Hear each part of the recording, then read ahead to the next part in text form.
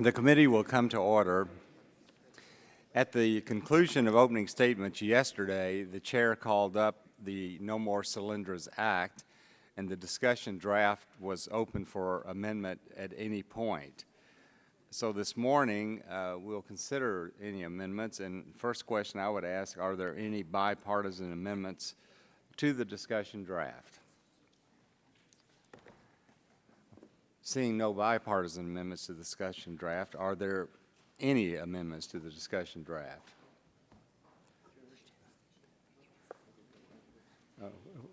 For what purpose does the gentleman from Texas seek recognition? Mr. Chairman, I have an amendment at the desk. The clerk will report, I think it's Amendment 051. Mm-hmm. Amendment to the discussion draft offered by Mr. Burgess of Texas. Without objection, the reading of the amendment is dispensed with, and the gentleman from Texas is recognized for 5 minutes in support of his amendment. Thank you, Mr. Chairman. You know, since this Congress was sworn in January of 2011, so literally for a year and a half, we've been conducting an extensive investigation into the administration's poor handling of the Energy Department's loan guarantee program. And one of the key issues this committee has discovered was how willing and eager the administration has been to ignore the law and put taxpayer money at risk by subordinating the government's interest to private equity dollars. As a result, the government and ultimately the taxpayer will probably never see a dime of the $535 million loaned to Solyndra that subsequently went into bankruptcy, to say nothing of the numerous other recipients who have or may go bankrupt or who are on the verge. The Department of Energy allowing the government's interest to be subordinated, to our knowledge, is the first time in history that this has been allowed to occur. Far worse than that, it goes against the express language of the 2005 Energy Bill authorizing the program, which states that the government's interest shall not be subordinated. It really could not be more clear. The Energy Department, in refusing to go to the Department of Treasury or the Department of Justice to get a legal opinion on the matter, created its own legal memo to allow itself to go against the plain language of this statute. We all know this is wrong. The problem that we have uncovered during our investigation is that the original statute contains no provision for penalty for someone who violates that law. People should have to face the consequences. The employees of the Department of Energy should have to face the consequences for their action. It's pretty easy to ignore a law that Congress writes when you know that there is no penalty for that violation. For that reason, Chairman Upton has worked with my office to craft language that will actually force federal employees who ignore our laws to actually face consequences. The language in the amendment today is based on the long-established and often used Anti-Deficiency Act, a statute passed in 1982 based on over a decade of precedent for which provides for administrative, civil, and criminal penalties for employees who ignore or violate provisions in our annually passed appropriations bill. The concept behind the Anti-Deficiency Act is that employees who handle our nation's finances and write checks in our government's name should be held accountable for their own actions. Dozens of employees are disciplined and sanctioned under the Anti-Deficiency Act in every agency every year, so it really should come as no surprise to the men and women working in the executive branch. The amendment provides for only administrative penalties to be enforced against Department of Energy employees who ignore the law, plain language of the law written by the United States Congress. I believe we have struck the right balance with this language. It sends a signal to the Department of Energy employees that if they are going to thwart the Congress's intent, they will face a fine or they will face being suspended without pay or risk losing their jobs. This is no less than anyone in the private sector would face if they went against the wishes of their employers. This is a common sense provision and one that is critical that we add to protect the taxpayer going forward in the future. And I'll yield back the balance of my time. Will the gentleman yield? I'll be happy to yield, Chairman. I just want to offer my support for your amendment. You're one of those that, as a member of the Subcommittee on Oversight, participated in literally, I think, more than a dozen different hearings on the issue. And, you know, this process is to make sure that it doesn't happen again. So your amendment, which would add penalties for high-level federal employees who fail to perform their duties in administrating the remaining loan guarantees, is a good one. It's well considered, and I would like to think that we can pass it. And I appreciate you offering the amendment. I yield back. Appreciate the chairman's kind words and urge members of the committee, both sides of the dais, to support the amendment. And I'll yield back to the chairman. Gentleman yields back the balance of his time. For what purpose does the gentleman from California seek recognition? Strike the last word. The gentleman's recognized for 5 minutes. Mr. Chairman, as I read the amendment by Mr. Burgess, it simply says that any federal official that violates the law should be subject to appropriate discipline. Well, that makes sense. And if it makes Mr. Burgess feel better to put this into law, I see no harm in doing so. But I do want to clear up any misconceptions about the findings of our Oversight and Investigation Subcommittee with regard to the subordination of the Solyndras loan. The subordination of the Solyndras loan had a bad outcome, but the action taken by DOE was legal.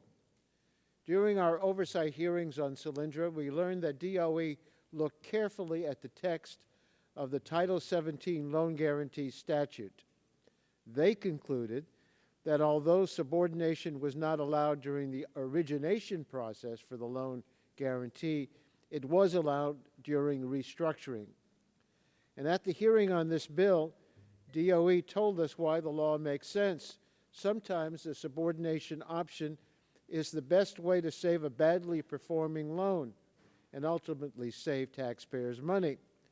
That's why DOE wants to keep it as an option for future loans. Now, I've heard members on the other side of the aisle saying, well, that's illegal.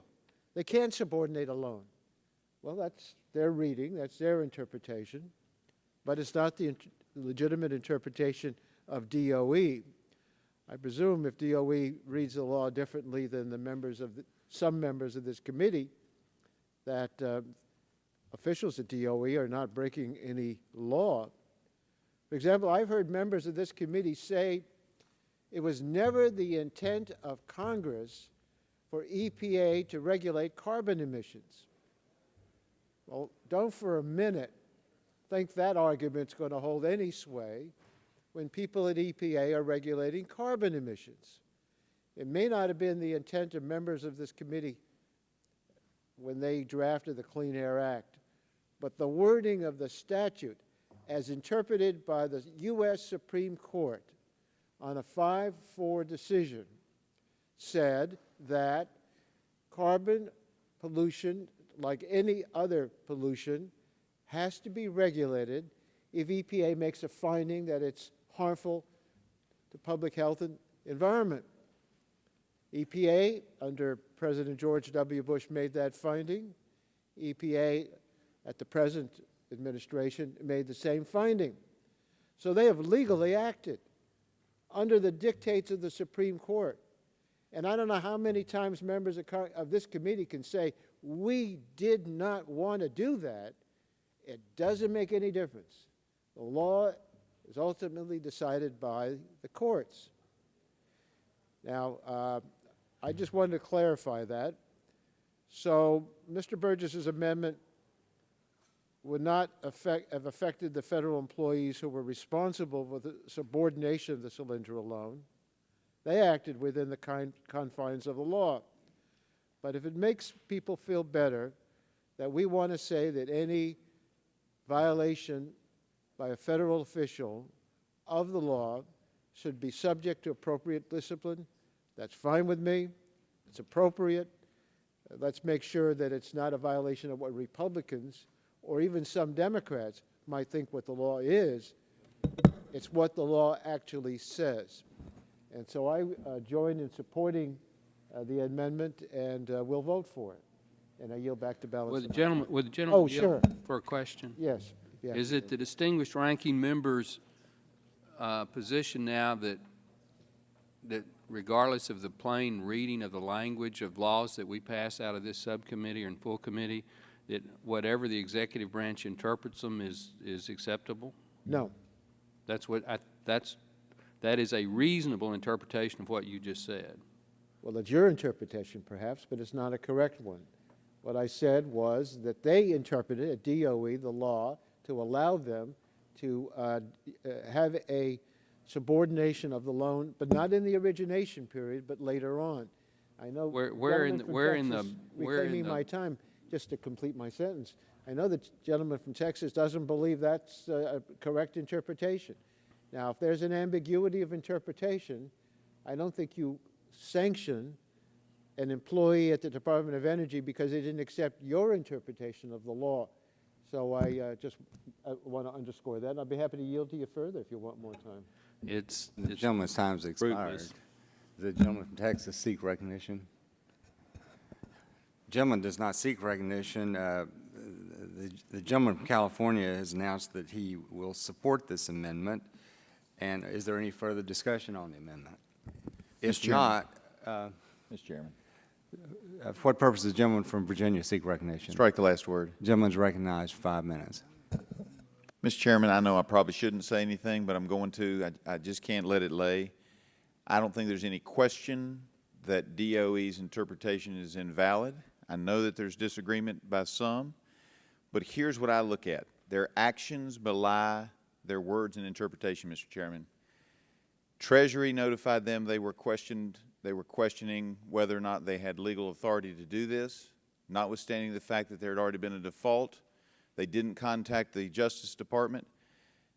Again, there's another questionable interpretation whether they had to, but Solyndras was in default at the time of the subordination. Other agencies raised questions about the subordination and suggested they check with Justice. They did not do so. If you think that you're absolutely right in your opinion, you don't have any problem going out and getting the opinion of the Justice Department. I don't think they wanted to get it. They didn't pay attention to the warnings by other agencies, and I think that indicates that they knew what they were doing was, at best, taken in the best light, most favorable to them. They were skating on very thin ice, and they didn't want somebody else to tell them they were breaking the law because they knew in their hearts that's what they were doing. I yield back. The gentleman yields back balance of his time. Is there further discussion on the Burgess Amendment? Mr. Chairman. For what purpose does the gentleman from Illinois seek recognition? I see we're getting started now on down. The gentleman is recognized for 5 minutes. Yeah, I wouldn't strike the last word. Mr. Chairman, I see that we're getting ready to start climbing this slippery slope now. And because we're trying to anticipate or trying to predict or trying to state what is the thinking of members of the administration, what they're thinking about, their motivations. And I think if we continue along this line, this path, then my fear of this whole process that we're engaged in, this whole markup, is beginning to bear fruit, and that is that this is nothing but a messaging endeavor. And if that's what it is, then so be it. But let's not try to take the high road when we're really kind of cruising along on the low road. I mean, I think that don't make any sense, and I just wish that the members would, on both sides, will curtail the messaging. They're trying to get some political advantage out of questioning the veracity and the motivations and of the administration. It's obvious that members of your side don't like President Obama. Don't like nothing about his administration, don't like nothing about his policies, don't like nobody in the administration, and they can't do any right. So we'll accept that. We'll stipulate that. But I just don't want us, I don't think that we should be all have to suffer through the messaging of the other side here. I mean, with that said, I yield back. Gentleman yields back balance Mr. of his Chairman, time. Mr. Chair. For what purpose does the gentleman from Well, I just Texas seek recognition? There is nothing in this amendment or any of the discussion that has in any way impugned the administration or my affection for the administration or lack thereof.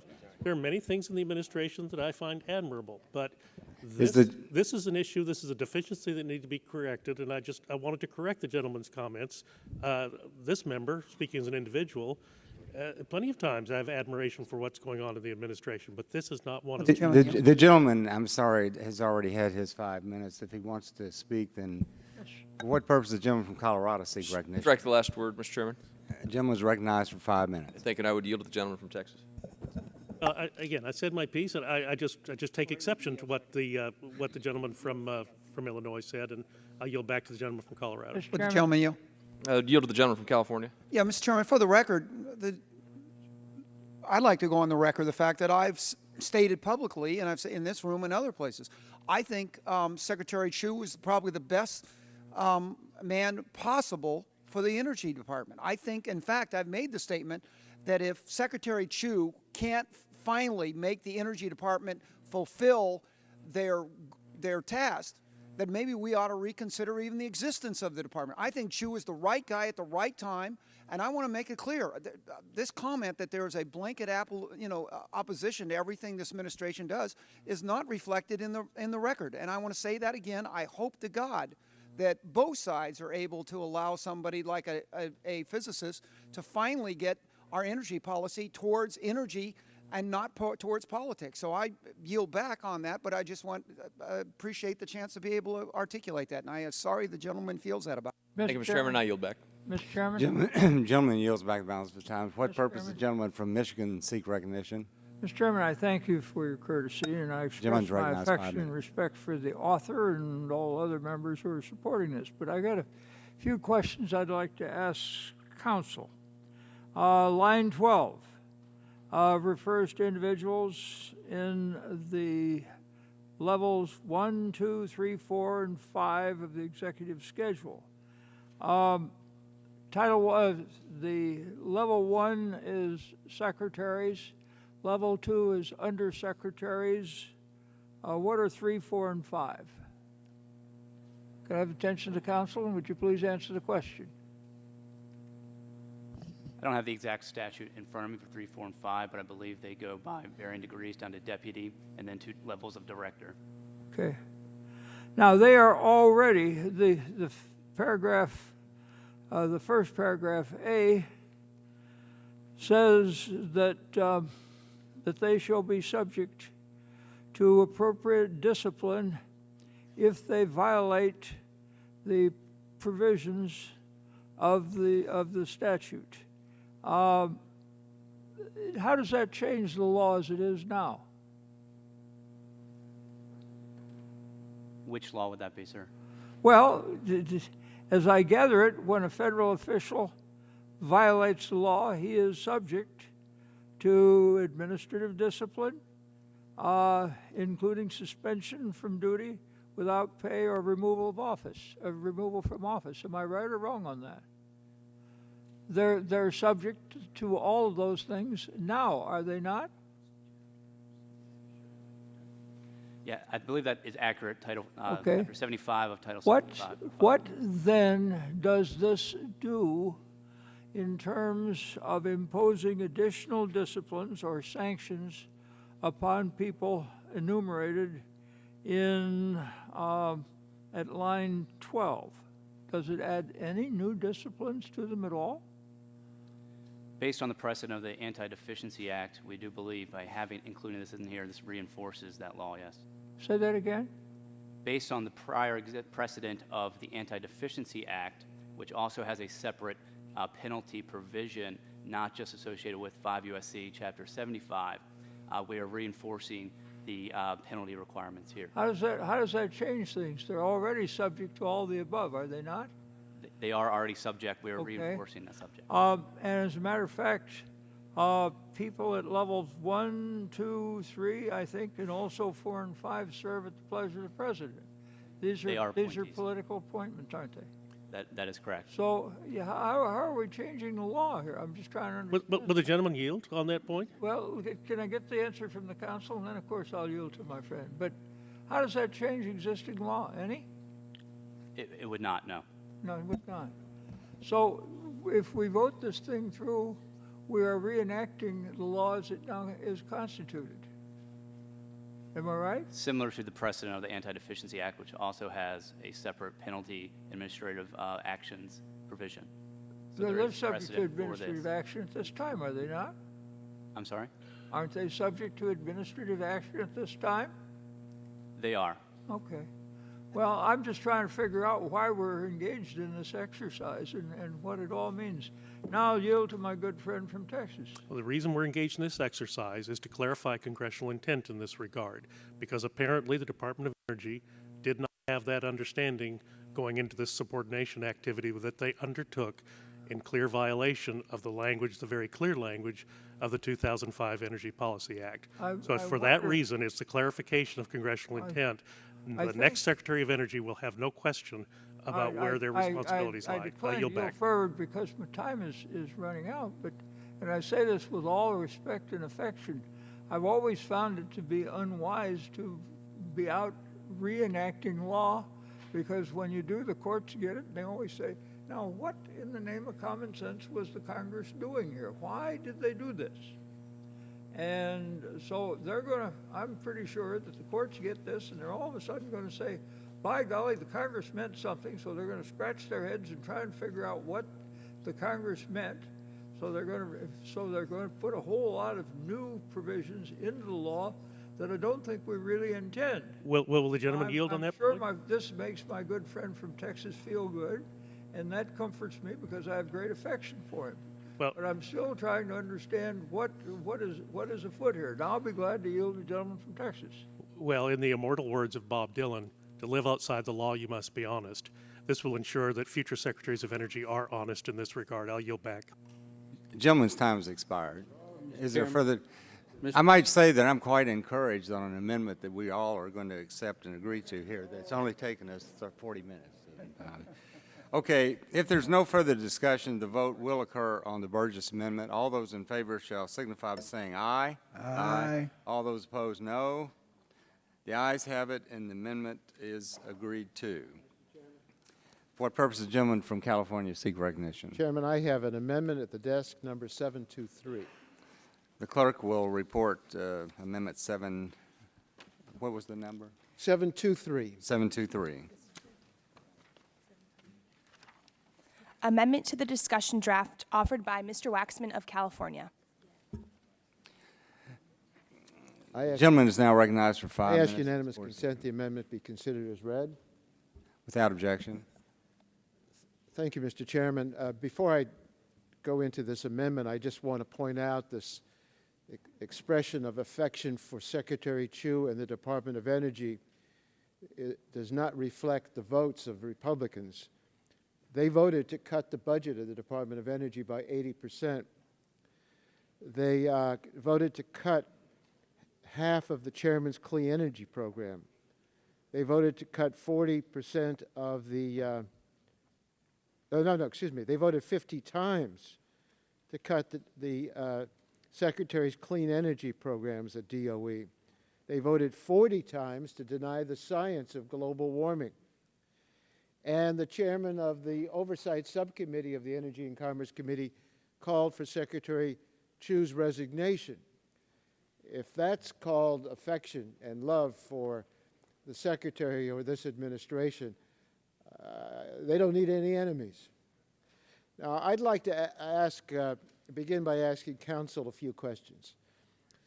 Council, under this bill, the DOE Loan Guarantee Program can still use its existing authority to issue additional loan guarantees. Is that correct? For applications submitted prior to December 31st. Could you pull the microphone closer to you, please? For applications submitted prior to December 31st, 2011, correct. And the program has approximately $34 billion in remaining loan guarantee authority. Isn't that right? Yes, sir. The legislation does not set a future date after which the program is prohibited from issuing loan guarantees. Isn't that correct? That's correct.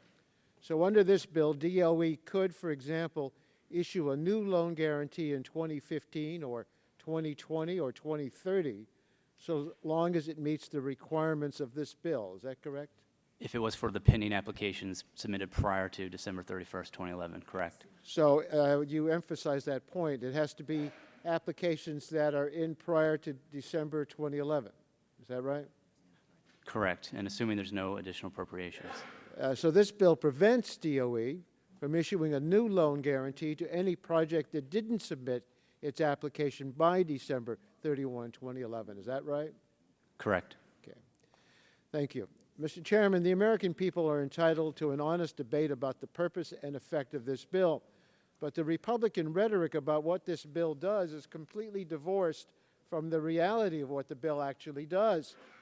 Last week, when Chairman Whitfield postponed the markup of this bill until today, he said, quote, "We are totally committed to ending the 1703-1705 program," end quote.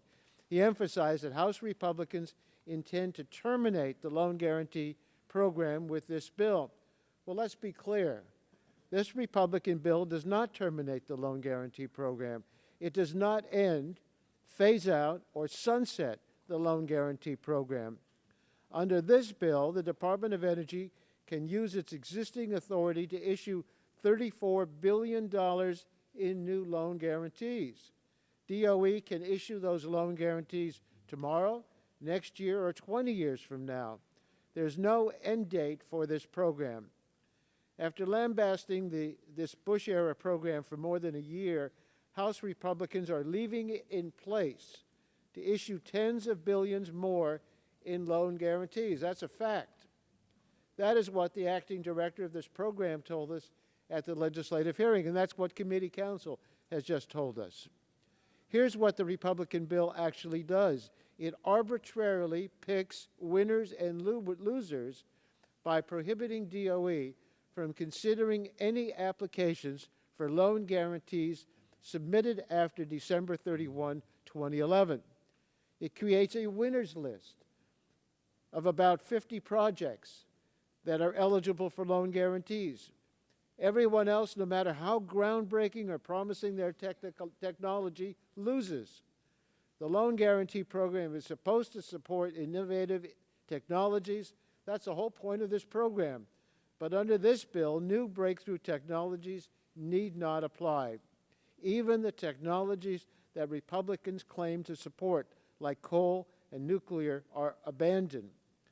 This ensures that DOE can use its remaining funds to provide loan guarantees only to the list that they already have.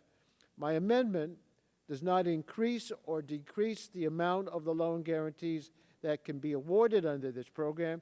It would simply allow new ideas to compete with older ones. I would urge support for this common sense amendment.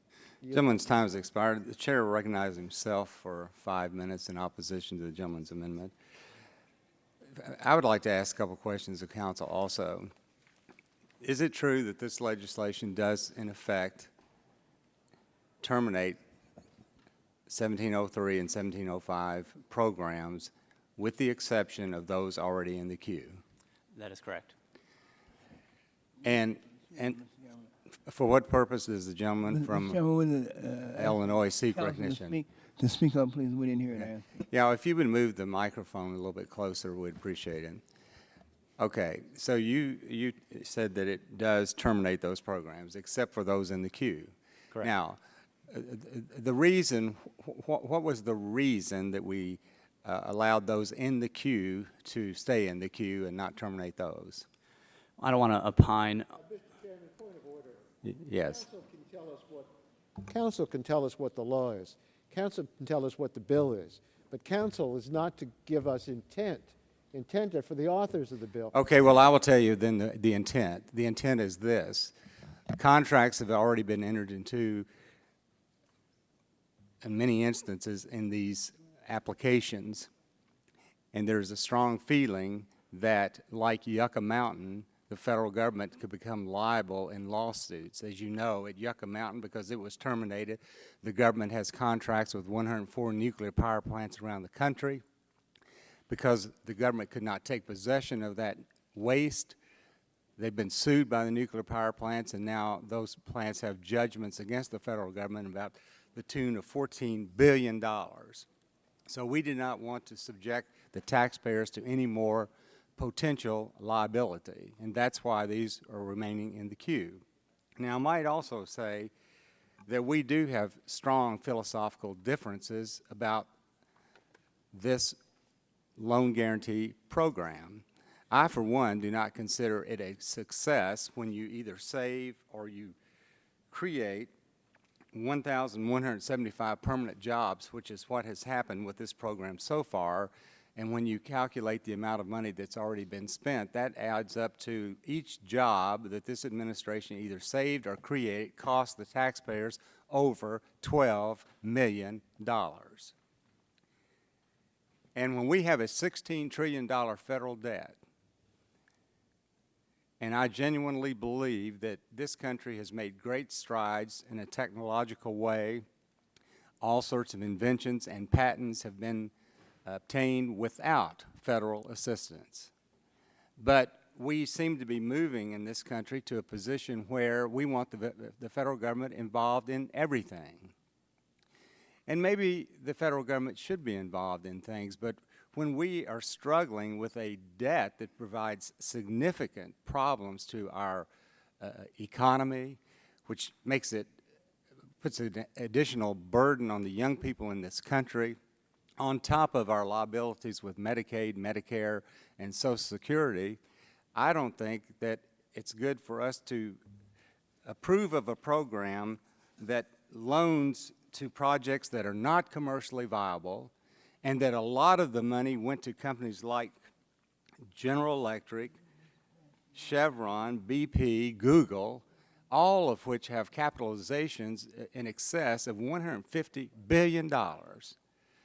These companies have a lot of cash, and the only reason they're taking advantage of this program is because the money is available. Gentlemen, yield. I'd be happy to yield. I'd like to direct two questions to council. One, I'd like to know, are there any legally binding contracts that we have to respect in the pool of applicants? Of the 50 pending applications, there are approximately 10 to 11 conditional commitments that have been signed and agreed to. And are they legally binding? That I'd have to get back to you, sir. Well, okay. Well, reclaiming my time. Reclaiming my do we time. still allow $34 billion to be spent? I'm sorry? The bill still allows $34 billion to be spent. That is the loan guarantee authority that DOE has. Okay. Reclaiming my time, we're of the opinion that it does subject the government to potential liability. But the bottom line is this program has not been successful. It's been too costly. And the government at this particular time in our nation's history should not be involved in providing money for companies with large capitalizations that do not need loans if they really believe in the project. And my time has expired. Is there further discussion on the gentleman's amendment? Mr. Chairman. For what purpose does the gentleman from Illinois seek recognition? Mr. Chairman, I move to strike the last word. The gentleman is recognized for 5 minutes. Mr. Chairman, I support the Waxman Amendment. The bill before us arbitrarily picks winners and losers. It creates a winners list of a dozen projects that were submitted by the end of 2011. Those are the only applications that DOE can look at. Everyone else, any additional applications are prohibited from being looked at by the DOE, and no matter what the merits of the application, no matter how good or how bad they are, just can't be at all looked at.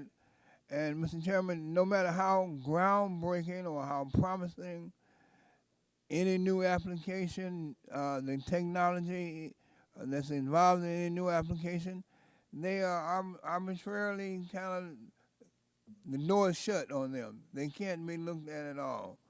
And this program that's under consideration was created to support innovative energy technologies. All right, and here we are closing the door on innovation. This country has moved forward based on its capacity to innovate. And here we are having a few members of Congress saying, okay, innovation is over, shut the door, lock it up, put a gate on it. We don't want no more innovation because innovation is over in America. New breakthrough technologies under this bill are again turned away. And Mr. Chairman, you know as well as I, when you look in the newspapers every week, sometimes 2 and 3 times a week, we read about advancements in solar energy technology that makes it more competitive with conventional polluting technologies. But these new technologies won't even be eligible, won't even be considered for loan guarantees under this horrible piece of legislation. And this put our nation, the nation that we love, the nation that we work so hard for, the nation that is really the answer to a lot of the problems that not only our citizens are facing as it relates to the energy areas, energy innovation, but the whole world is looking to America to be the type of innovative champions that has always been. But yet and still, here we have this committee getting ready to risk the future of our nation and cede clean energy markets to China and to Germany and to other countries. I want you to yield when you get a chance. Well, sorry. New advanced coal technologies could not be funded. A new application for a small modular nuclear reactor or next generation nuclear plant could not be funded.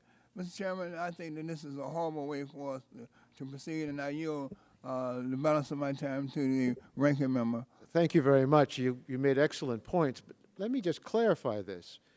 We are going to let $34 billion in loan guarantees go forward only for those applications that are already pending. And of those applications that are pending, there may be 8 to 10 something or other that's been approved. There are conditional commitments if a company meets certain conditions. Well, if these companies meet these conditions, such as an NRC license, then they can get a loan guarantee. I doubt very much that there's any legal action that can be taken for those commitments that should require that we keep $34 billion in the budget available to be used. If you want to end the program, end the program. You could end the program by saying no more applications can be granted unless there's some legal action that would require us to continue with the application loan guarantee.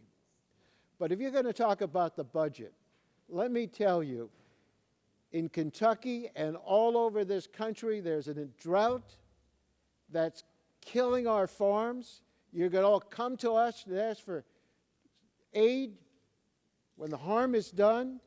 And this loan guarantee program is to develop ways to use some alternative fuels and alternative energy so we don't have this global warming, climate change. There is a conspiracy of silence in this committee about climate change because there's a denial of science.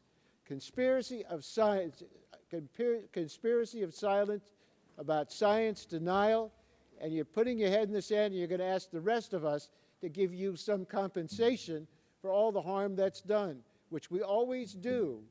But we can prevent these things. If you don't like this program, don't put $34 billion available for more of it.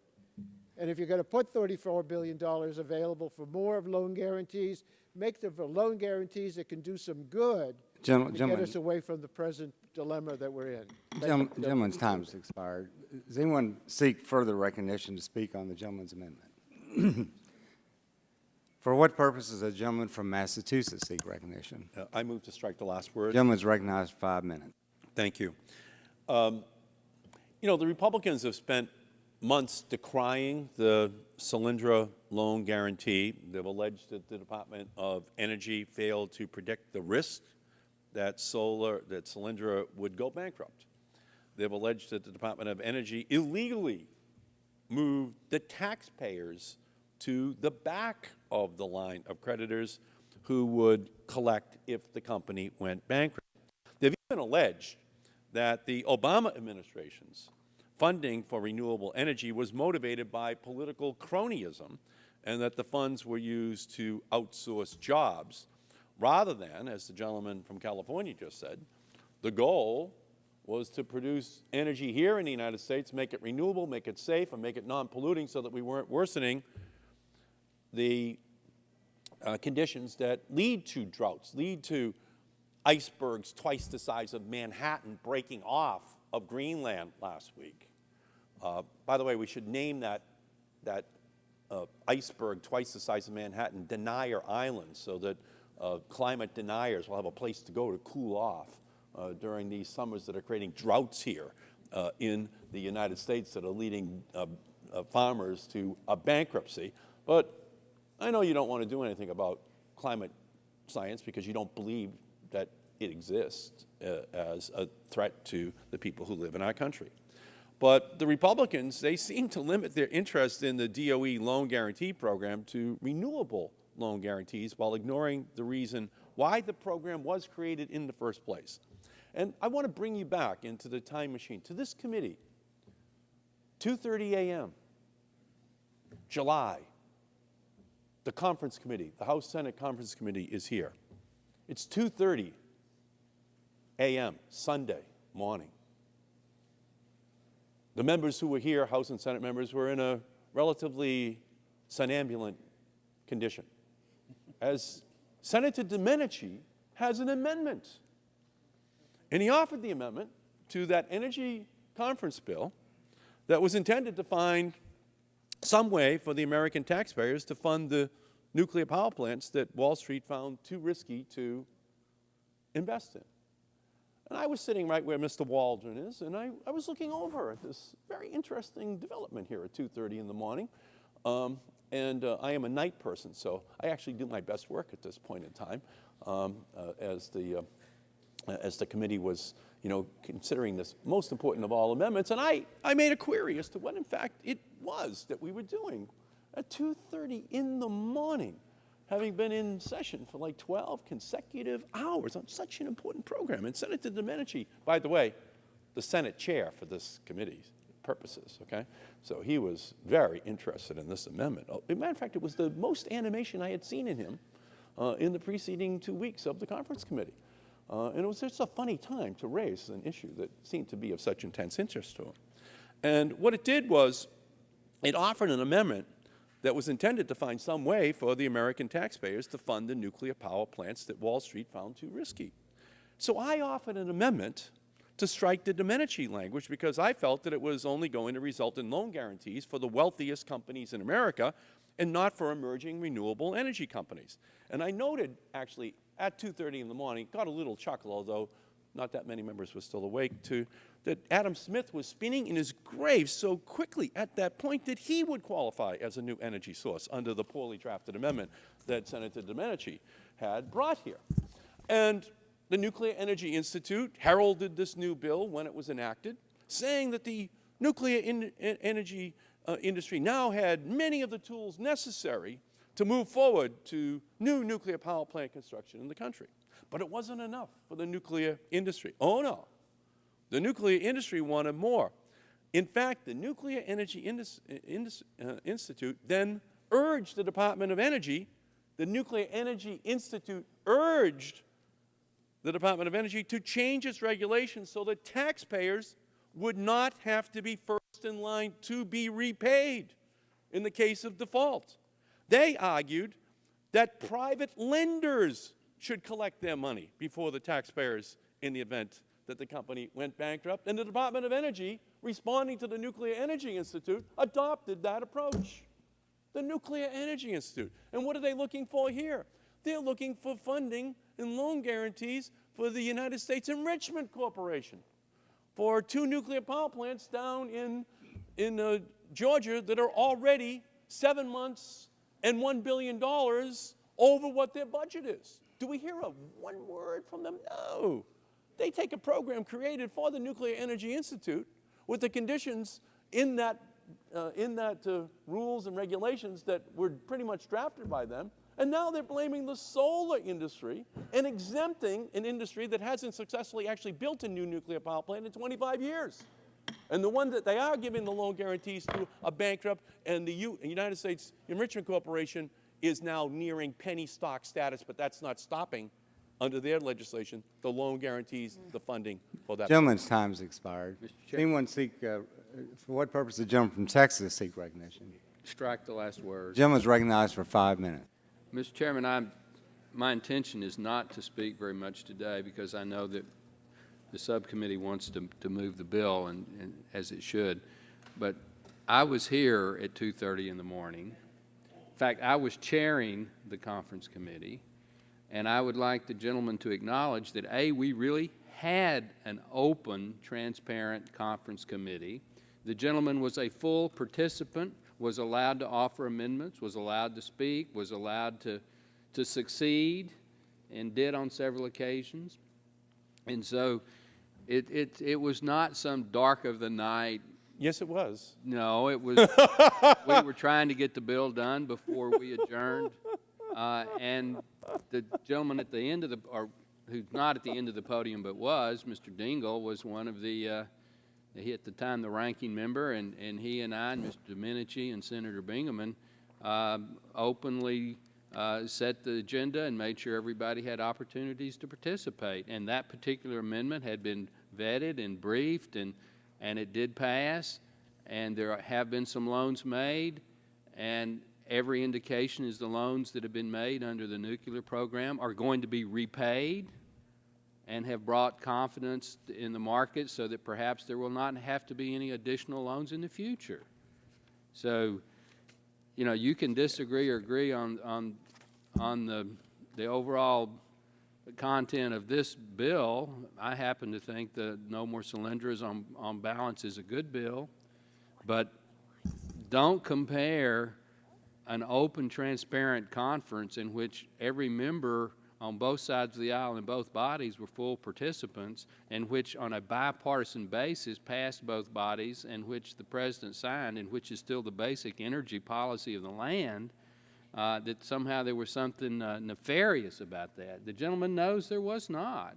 I mean, the gentleman got more amendments into the bill than I did because he was diligent and worked hard and had good ideas. So I just Gentlemen, wanted to yield. I'd be happy to yield to my I wasn't on that conference, but I know you, as chair, always allowed the minority full opportunity to participate and full opportunity on occasion to be outvoted. But and also to win. the stars really had to be aligned for that. Mr. Markey won, Mr. Dingell won. But I'd like to ask you a question. Did you ever think that this was a loan guarantee program to encourage more alternative sources of energy? Do you think it makes sense now to limit, since we're going to keep the program going, the only applicants that can apply are those that have already applied? What if there's a new program that comes about that would really do a lot of good? Why should they be stuck with the existing pool, especially if they look at some of those projects and think, well, if we have to spend our $34 billion on this group, we may end up having to make the taxpayers have to pay for it because they're not really good enough as some of the new applications might. Well, that at the time that bill became law, there was a bipartisan consensus for an all-of-the-above energy policy that really meant all of the above. This Congress will, in all probability, modify that policy, which is the right of the new Congress to change as they see the circumstances have changed. Well, how do you feel about that? I have feelings on it. Thank you. I yield back my time. Gentleman yields back balance of his time. Is there further discussion on the gentleman from California's amendment? For what purpose does the gentleman from Pennsylvania seek recognition? I move to strike the last word, Mr. Chairman. Gentleman's recognized for 5 minutes. Mr. Chairman, last week the Wall Street Journal editorialized in favor of the legislation we are considering today. The editorial was entitled "The GOP Solyndra Wing," And I'd like to ask unanimous consent that that editorial be placed in the record. Without objection.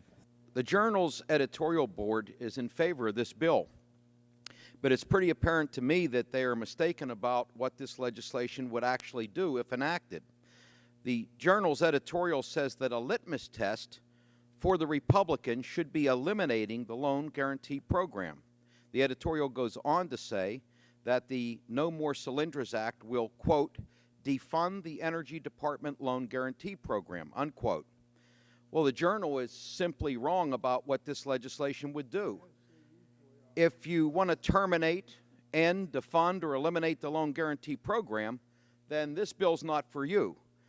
The legislation we're considering today does not eliminate the loan guarantee program, nor does it defund the program. In fact, if we were to enact this legislation tomorrow, DOE could issue $34 billion in new loan guarantees for years to come.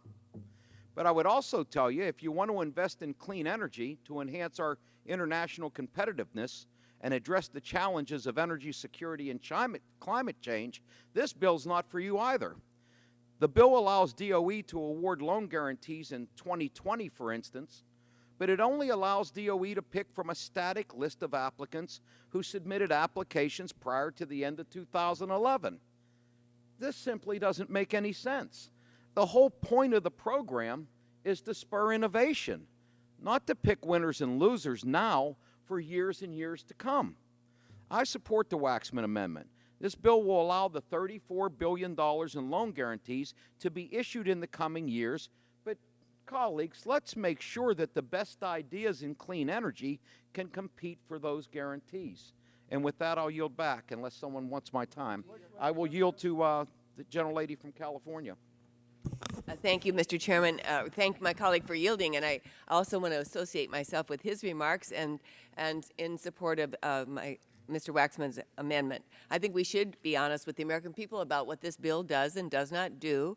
And as others have said, it is clear this bill does not end the Department of Energy loan guarantee program. As the ranking member has said, it picks winners and losers. And I believe that the Department of Energy loan program is important in its totality and should be kept in place. It's had major successes. We don't talk about the successes. And we should not block it from supporting new innovative technologies, some of which we don't even know about yet. It's financed already projects that are expected to support nearly 60,000 jobs and save nearly 300 million gallons of gasoline a year. The program has supported 6 power generation projects that are already complete, 9 projects that are sending power to the grid. It's funding one of the world's largest wind farms, nation's first 2 all-electric vehicle manufacturing facilities, and a first nuclear power plant to be built in this country in decades. It's also funding one of the world's largest solar power plants, which I know something about because it's located in a California county that I represent. NRG's California Valley Solar Farm, 350 construction jobs on the job, will supply over 100,000 homes with clean power over the next several years. This is an example of what this loan program is doing. And with this program, private investors have come off the sidelines to invest tens of billions of dollars and create thousands of jobs. It's an engine for job creation. We need to look at its successes before we pass such a poorly thought out political piece of legislation. And that's the way this bill is drafted is not the way we should go. Let's pass Mr. Waxman's amendment and allow the most innovative ideas of today's and tomorrow to compete with the applications submitted in previous years. And I believe that I will reclaim my time and yield what's left to Mr. Dingell. Well, I thank the gentleman, and I appreciate the points he has made. I support his view and that of the gentleman from California. Hard fact here is that my Republican colleagues don't seem to understand what we're doing here. They tell us that this is going to end the loan program. It's not. It's simply going to force us to pick from the oldest and perhaps the least promising, while rejecting by congressional fiat the opportunity for this country to select from better, newer, and more innovative loans. If you want to do it the right way, the way the Republicans say they want to do it, then simply terminate the programs. Chairman. Don't engage in a lot of unusual fictions of the kind we're hearing here this morning. Gentleman's time's expired. For what purpose? Mr. Chairman, From I Oregon seek recognition. Move to strike the last. Gentleman's recognized for 5 minutes. Thank you, Mr. Chairman. I think the problem that some of my friends on the other side of the aisle, the Democrats, have is really fessing up to what this program costs. Because when I go home, people want to know, how did Solyndra happen? Why am I, as a taxpayer, on the hook for it? And what are you doing about it? And can you phase this out? I mean, Solyndra alone went bankrupt, $535 million approved, $527 million distributed. Now, you get outside, the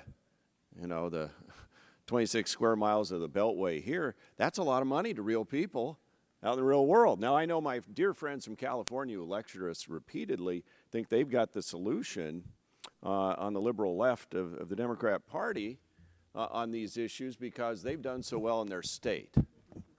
You know, how many cities are going bankrupt in California? I don't want to follow that model.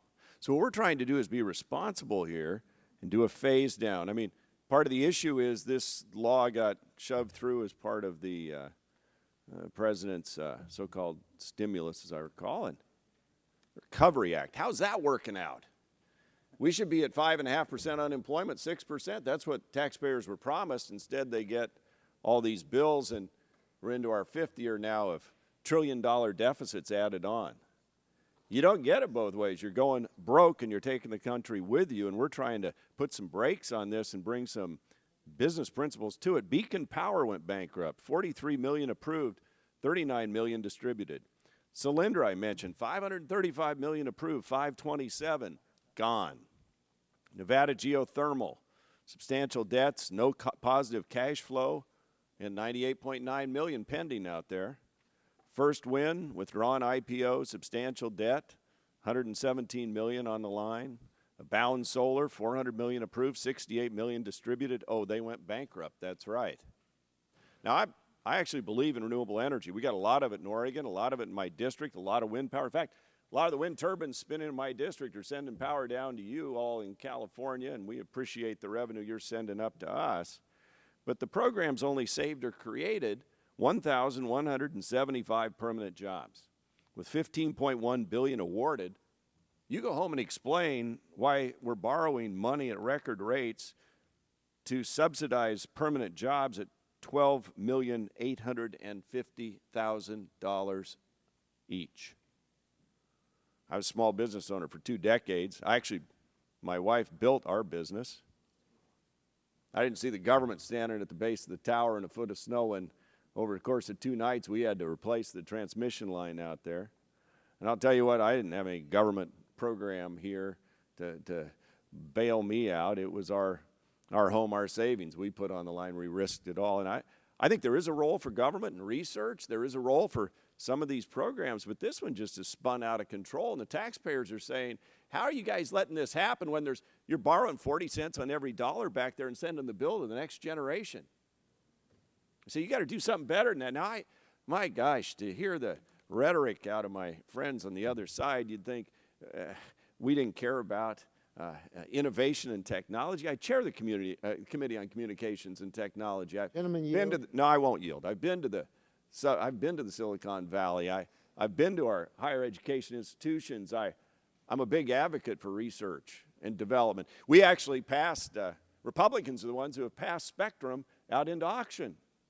Never happened in a meaningful way under Democrat majority. We had an open process to do it. We stepped up and solved the 9/11 Commission recommendation that our public safety officials have broadband interoperable network to operate on. We got that done. I mean, we're here to get the job done at the least expense and exposure to the taxpayer while trying to spur and get Americans working again. Gentlemen, yield. I'd be happy to yield. What I don't understand is we're still going to have $34 billion in loan guarantees under this legislation. And that means we could have more Solyndras if some of these programs for which reclaiming my time don't survive. Reclaiming my time, I would hope that by now the Obama administration, the Department of Energy, wouldn't allow us to have another Solyndra because they'd do better due diligence going forward, and they wouldn't allow that to occur. Beyond that, the legislation that created this whole thing had no limitation on funds, as I understand it. It was such sums as necessary. which in legislative speak means you get to spend whatever the Appropriation Committee throws on the table. And this was at something like $50 million. The appropriators came $50 billion, sorry. 50 billion, that's with a B. And they've scaled it back to 34 billion. And we're not the Appropriations Committee.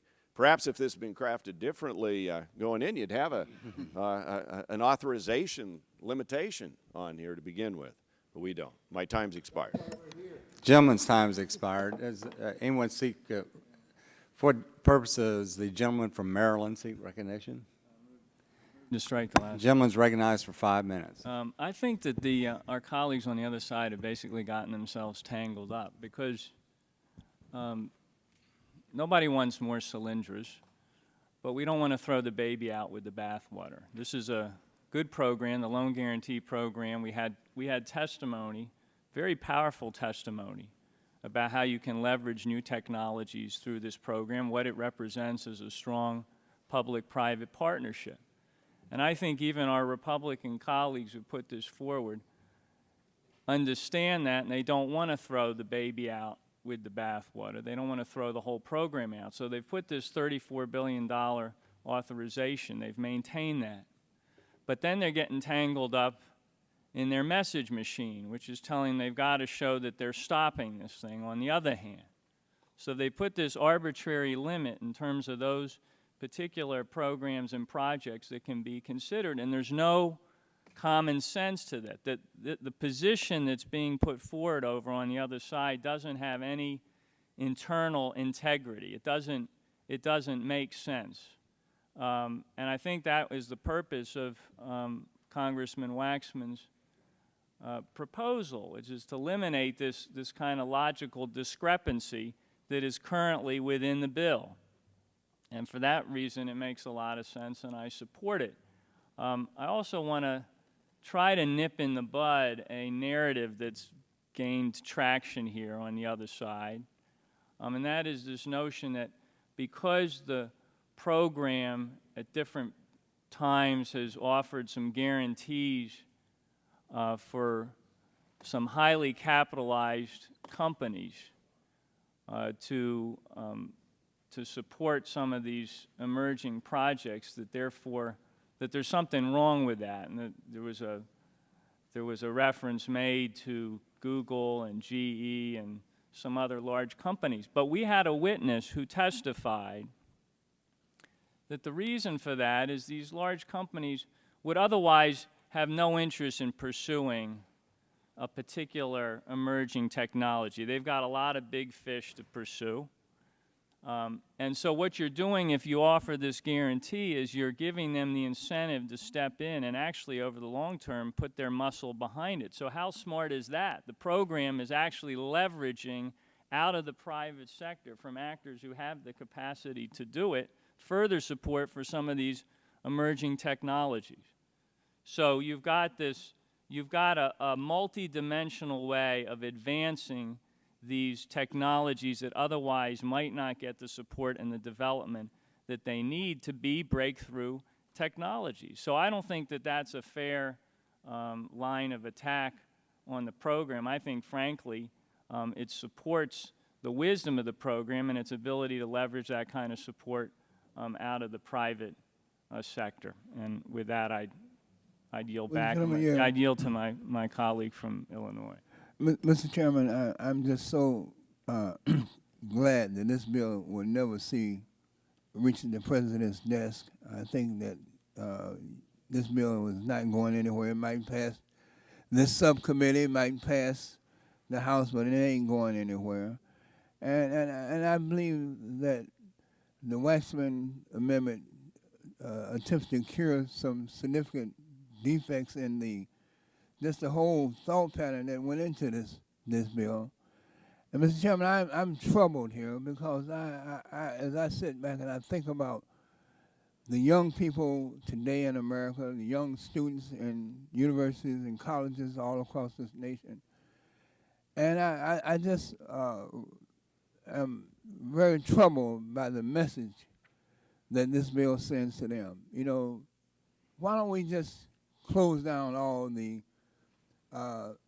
research institutions, the universities in America, why don't we just close them down, shut them up, put bars on the and gates on the doors? Because what we're saying is that no matter how you might try to come up with innovative technologies to deal with America's problems and the world's problems in terms of climate change and new innovative clean coal technologies and things like that, polluting technology, you don't even need to try.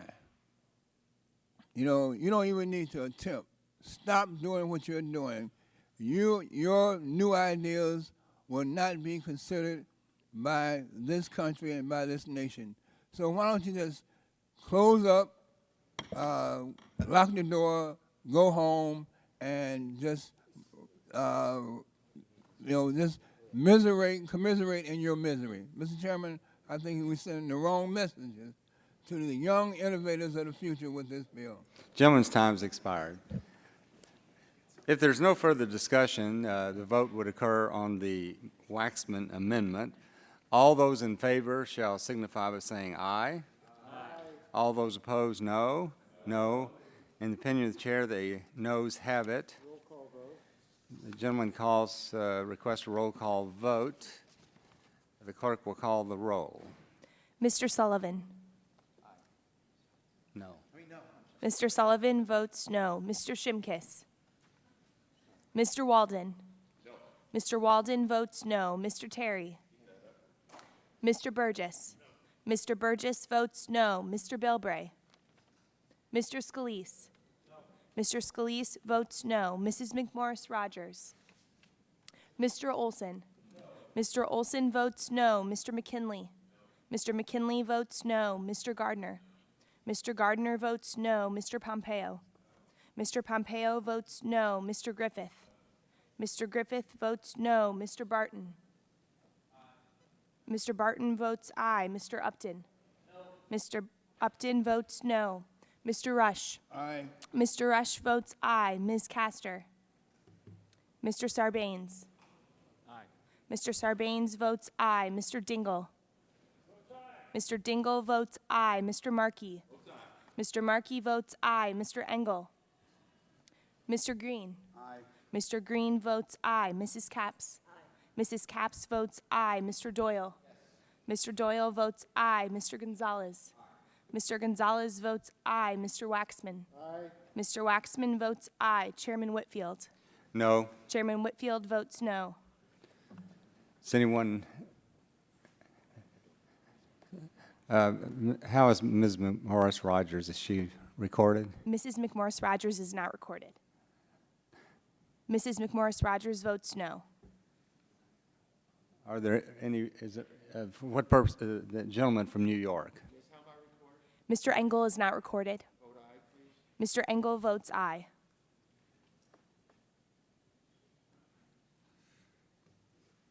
On that, would the clerk report the results, please?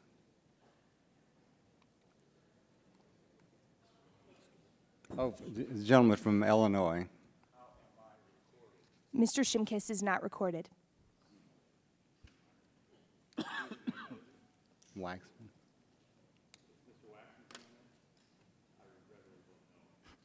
Mr. Shimkus votes no. Clerk will report the result. Mr. Terry? Mr. Terry is not recorded. Mr. Terry votes no. Clerk will report the result. Mr. Chairman, on that vote, there are 11 ayes, 14 nays. 11 ayes, 14 nays. The amendment is not agreed to. Are there further amendments? Mr. Chairman? What purpose does the gentleman from Illinois seek Mr. recognition? Chairman, I have an amendment at the desk, amendment number 731. The clerk will report the amendment. Amendment to the discussion draft offered by Mr. Rush of Illinois. Without objection, reading of the amendment is dispensed with, and the gentleman from Illinois is recognized for 5 minutes to explain his amendment. Mr. Chairman, the bill we're considering today will create a winners list of projects that are eligible for tens of billions of dollars in loan guarantees. You're on the winners list if you applied to the Department of Energy before December 2011. But under this bill, all other innovative projects are out of luck. This makes no sense. Technology advances, innovation continues, circumstances develops, and our policies should be reflective of this progress. For example, on March 27, 2012, the EPA proposed the first Clean Air Act standard for carbon pollution from future power plants. In light of the EPA's action, we should allow power plants that plan to meet the carbon standard in new and innovative ways to apply for loan guarantees. Mr. Chairman, scientists have been warning us for decades that climate change will bring more sea level rise, heat waves, droughts, forest fires, floods, and extreme weather events, all of which we're experiencing right now. We know we have to reduce carbon pollution, and that means reduction from fossil fuel-fired power plants.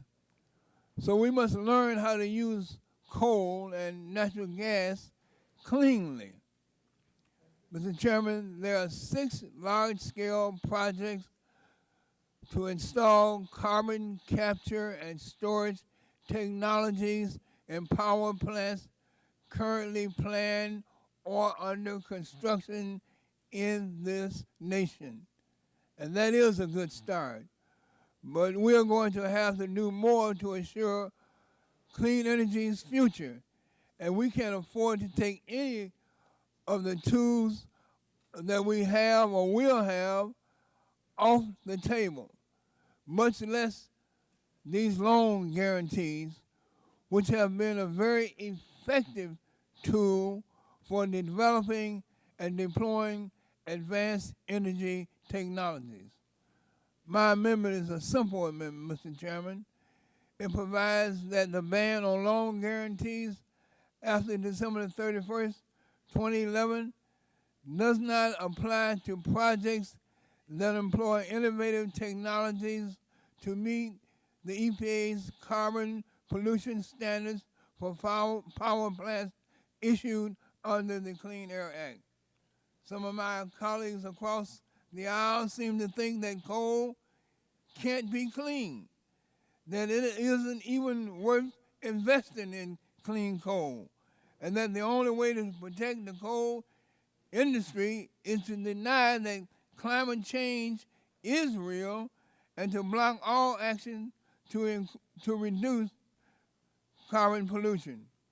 Well, Mr. Chairman, that's one archaic approach, but the limitations of that approach are pretty obvious.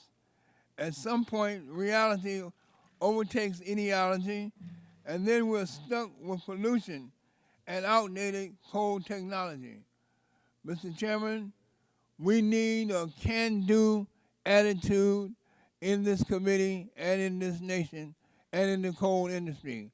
I think coal can be clean. After all, we're building projects today that will capture the carbon pollution and store it indefinitely. And I think the government can and should play a role.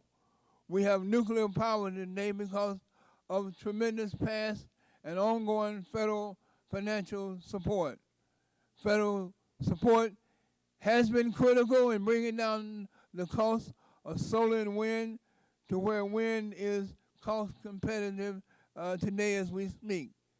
We can do the same for clean coal and dramatically reduce our carbon pollution. I urge my colleagues to accept this present reality, recognize the regulation of carbon pollution is here to stay.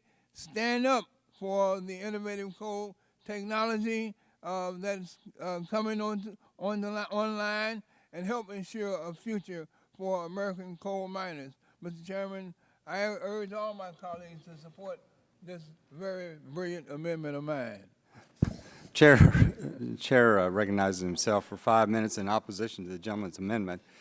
I oppose this amendment for a number of reasons. One, it would continue the program, but most important of all, as the gentleman from Illinois knows very well, the proposed greenhouse gas regulation coming out of EPA would make it impossible to build a new coal-powered plant because there is no commercially available carbon capture and sequestration technology that can do the job. So with the Utility Act on top of that, if an existing plant modifies the plant to meet the Utility Act, then it can be classified as a new plant, and as a new plant, it wouldn't be able to be built because it can't meet the new greenhouse gas standard. So the gentleman really is, by his amendment, picking winners and losers. And, of course, coal has been the biggest loser under the EPA of this administration. And although the President talks about wanting all of the above policy, he has done everything in his power to make sure that a new coal-powered plant is not built, that coal mining companies are closed down, that jobs are lost in that industry.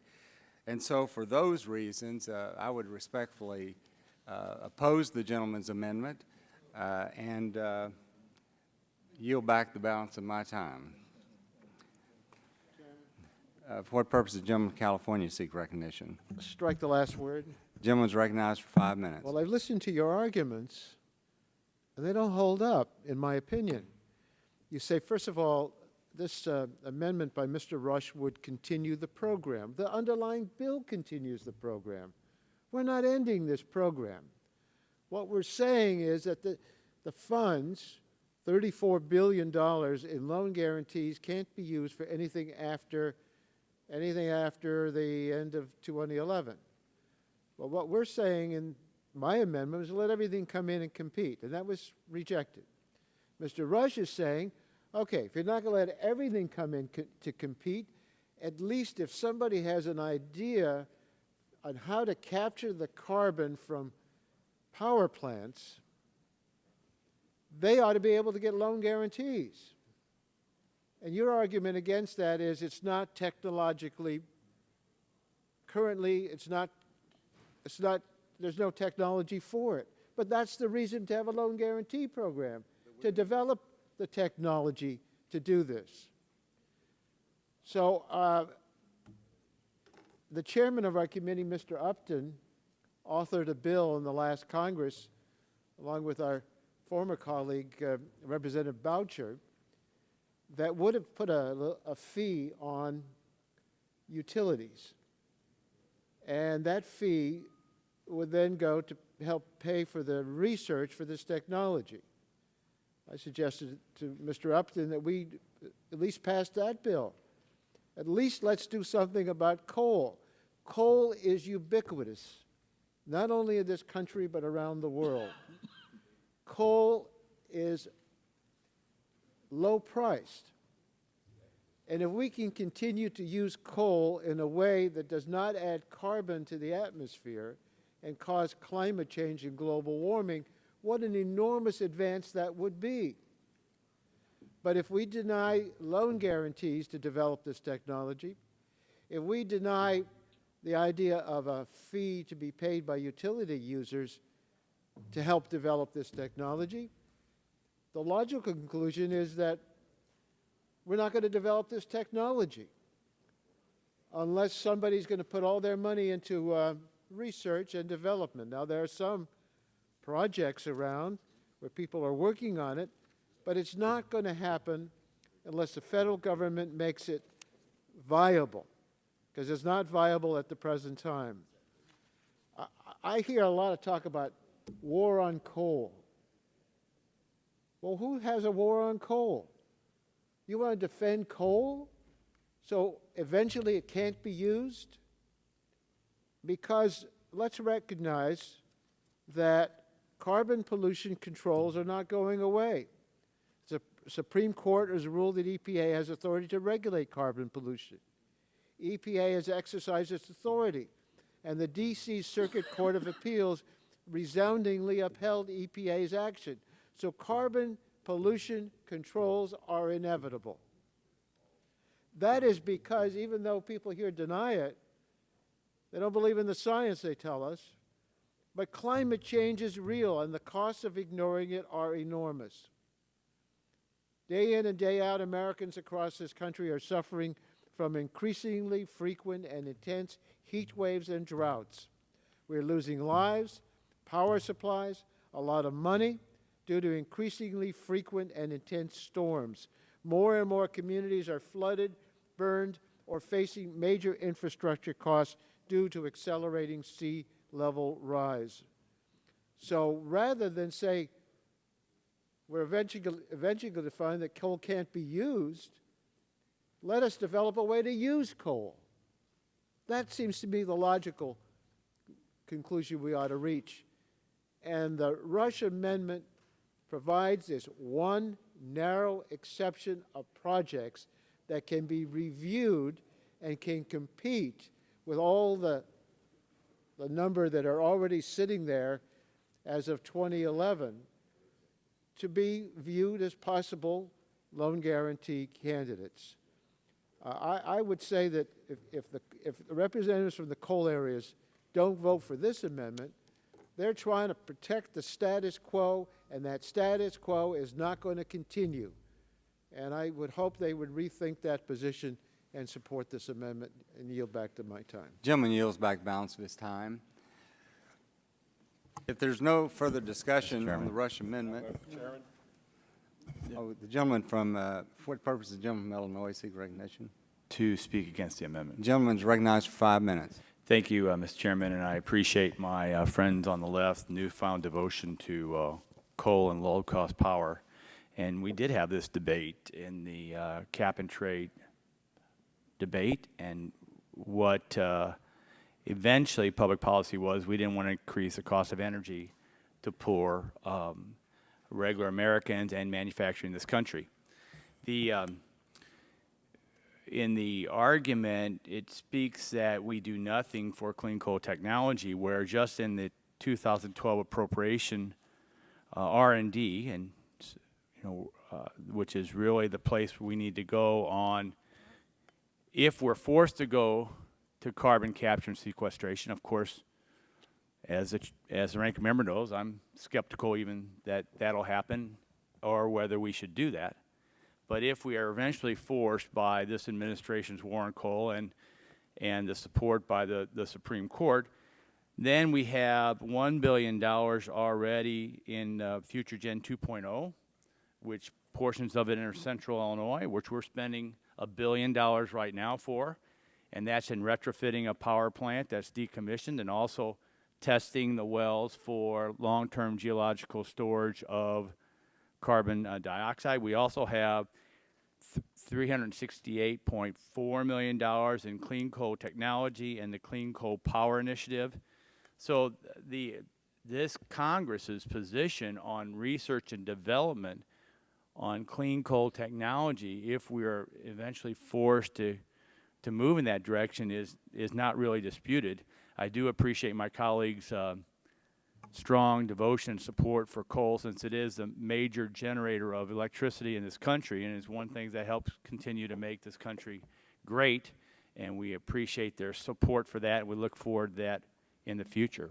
Gentleman, yield. I would be happy to yield. Are you saying that whatever money we're appropriating to look for this technology is enough, and we don't need to have loan guarantees? What I'm saying is... Because, let me just complete the sentence, because this bill and this amendment would not require that technology be used. It's only to develop the technology, which you and I should both want.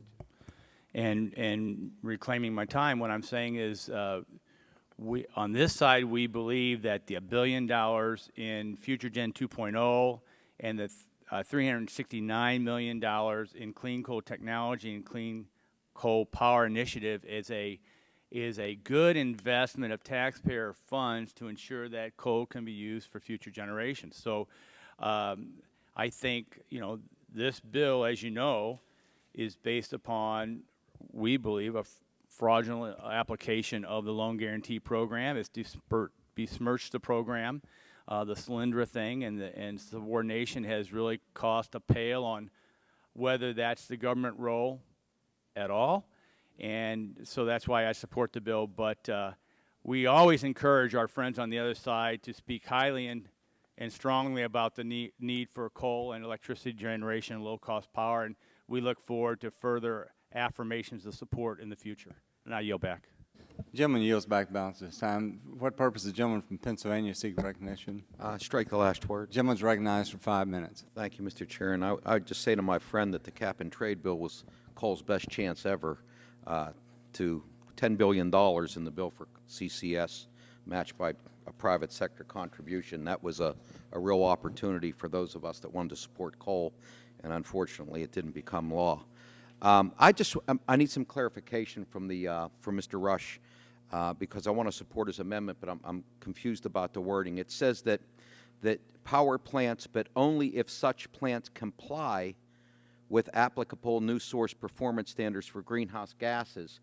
My concern is unless I'm not understanding what you're saying there, is if a power plant already complies with the new source performance standards, it obviously doesn't need, it's figured out a way to comply already. So it seems to me it wouldn't need a loan guarantee to do something that's already accomplished. So I'm just wondering if it might not be more proper to say, but if only such plants would comply or agree to comply, because this sort of sounds like it's a loan guarantee to a company that's already figured out how to comply. So why would they?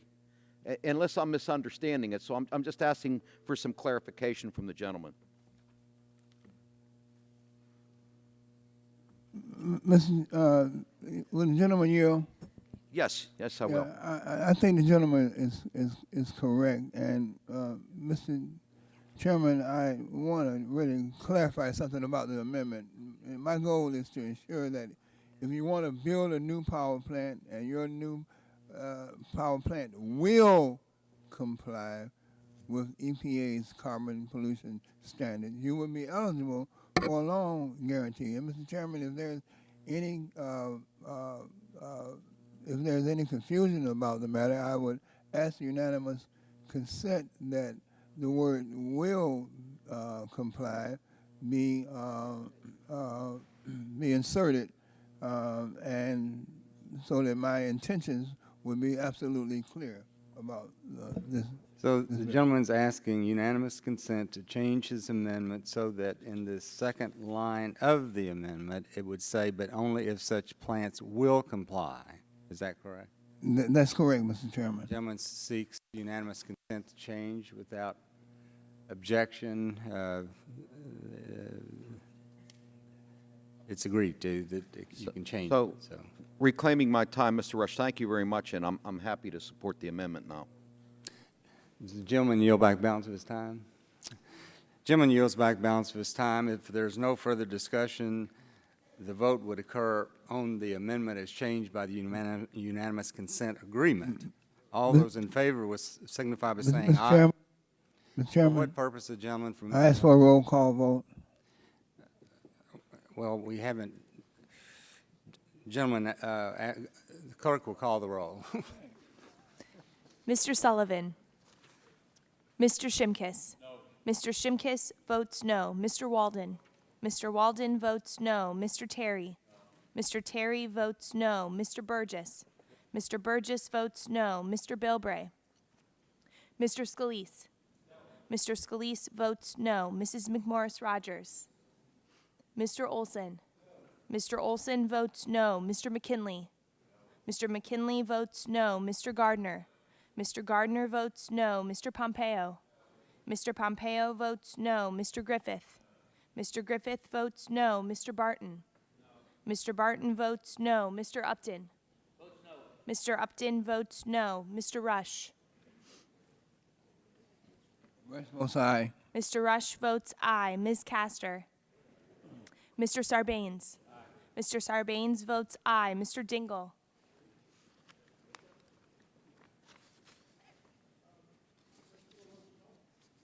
Mr. Dingle votes no. Mr. Markey?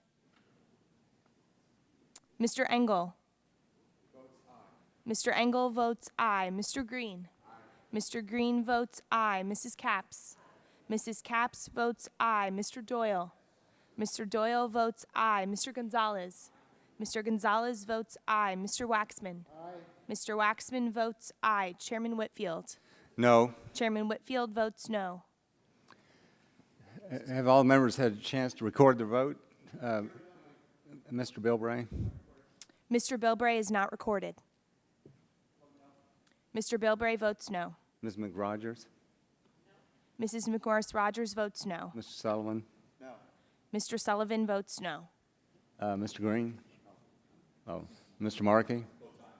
Mr. Markey votes aye. Anyone else seek recognition for a vote? Okay. The clerk will report the result.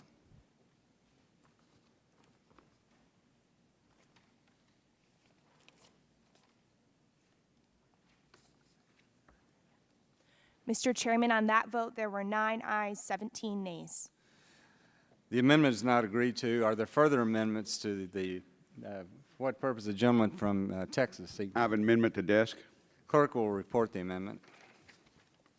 Amendment to the discussion draft offered by Mr. Green of Texas. Without objection, reading of the amendment is dispensed with, and the gentleman is recognized for 5 minutes in support of his amendment. Mr. Chairman, members, my amendment builds on the strengths of the bill. First, let me talk about that it expresses the strong opposition to what the DOE subrogation of taxpayers' funds. This amendment leaves that in to prohibit the bill. I was on the subcommittee when we drafted this law in 2005. I was on the full committee, and believe me, the subrogation of taxpayers' funds was never my intent. And I know the way the DOE received an interpretation just sounds so bad that instead of going properly what the law said, they actually hired an in-house attorney or had an in-house attorney make that decision. So this amendment would leave that in place. What this amendment does do is this amendment makes sure the administration takes a year off from issuing any new loan guarantees. During this downtime, the Department of Energy is directed to analyze the program and decide whether to continue it or not. They decide to continue it, then they have to issue a report to Congress outlining the cost and benefits of continuing, as well as recommended administrative and statutory changes necessary to prevent the mistakes that occurred with Solyndra. If the Department of Energy fails to comply, the program is automatically repealed. Nothing in this amendment forces the continuation of the program, and if at any time in the future Congress does not see a reason to continue the program, we can always revisit it. This language is a way to make sure no money is spent for a year, but it gives Congress and the administration more time to think about what the next steps need to be before putting it into place. During the investigation of Solyndra, we saw the harm of rushed decisions. With this bill, as it's currently written, the committee would be guilty of similar mistakes. It would be a rushed decision for political reasons, not policy ones, to eliminate the loan program. After the year moratorium and subsequent analysis and study of repeals, the consensus, many more of us would be inclined to agree. But at this point, in months before the election, it's not time to throw out a bipartisan agreement that this committee did in 2005 and this Congress did in 2005. No one denies Solyndra was a series of bad mistakes. The Department of Energy put too much money on the line for extremely risky endeavor. They failed to see the warning signs, and to top it off, they made the government stake subordinate to that of outside investors. A federal loan program isn't needed for safe projects that can get funding anywhere. It's needed to encourage innovation and try to find the technologies that may not otherwise exist. There are reasons for this committee under Republican leadership started this program and why a Republican president signed it into law. I'm pleased that the underlying bill makes sure the subordination of the government stake is explicitly prohibited in any circumstance, that's a needed change. With that provision, this amendment would make strides toward fixing a program instead of disabling it. There is a reason for this program. Congress wouldn't have passed it on a bipartisan basis in 2005 and signed by President Bush, but just ending it the way this bill does makes it, well, if you have your application in by last December, then that's okay. I think what we need to do is take a breath, come back and see what we can do, because there are new technologies, whether it be in my area, in the oil and gas area, or coal technology, or obviously in other things. I think our country has an opportunity in solar, but we have a lot of reasons why Solyndra failed, and one of it was because we now cannot produce what we need to do with solar panels as cheap as the Chinese can export to us. So, Mr. Chairman, I'd encourage an aye vote on this amendment and yield back my time. Gentleman yields back his time. The chair recognizes himself 5 minutes to speak in opposition to the amendment. First comment that I would make is that the first sentence of this amendment says the Secretary of Energy shall not accept any new applications under Title 17 of the Energy Policy Act.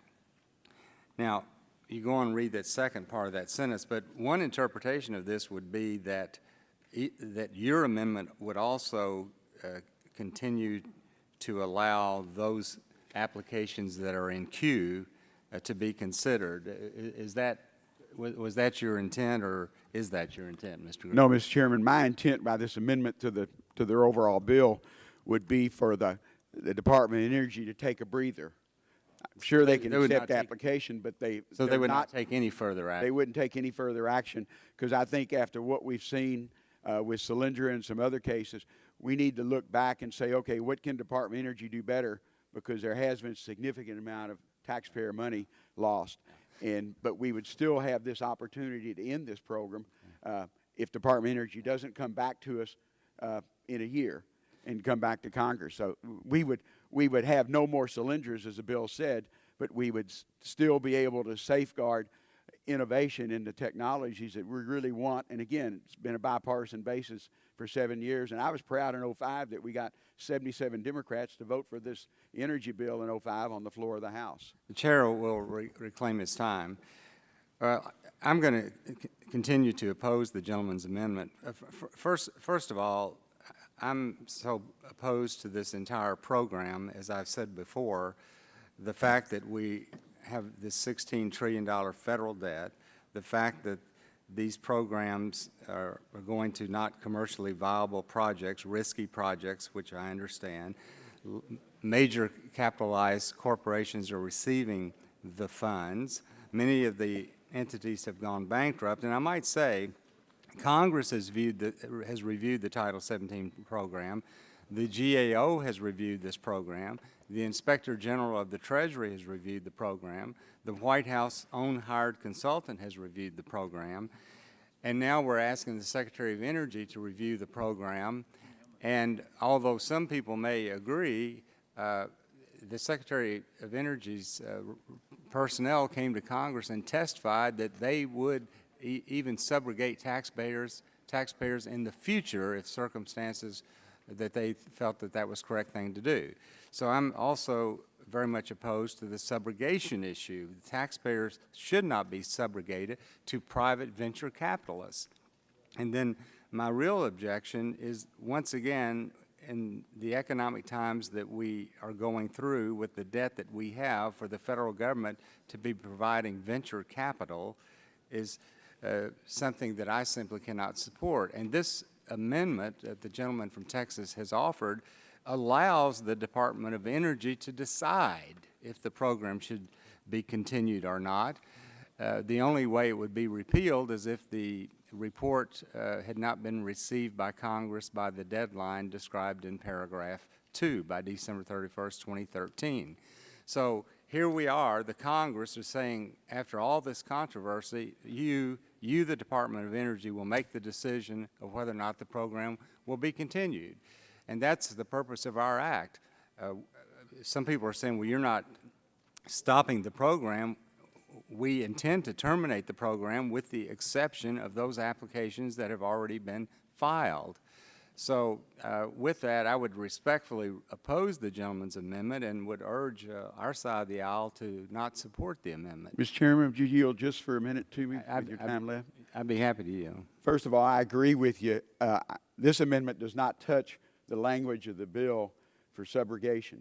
I think we need to make sure that Department of Energy never again has the opportunity to do what they did with Solyndra, to shop for an attorney's opinion instead of going through the proper procedure. So would you agree that my amendment doesn't touch your issues on subrogation? No, I do. I agree with that. Okay. And the only thing we do is extend it for a year without any new grants. And Department of Energy could come back to us. If they don't come back to us, the program terminates. If they come back and say continue it, Congress still has the ability to say, no, we don't want to continue this program that started in 2005. Is that correct? That's correct. Thank you. And my opposition is the fact I do not want the Department of Energy to be making this decision. I want Congress to be making this decision, and that's why we have this legislation. My time has expired.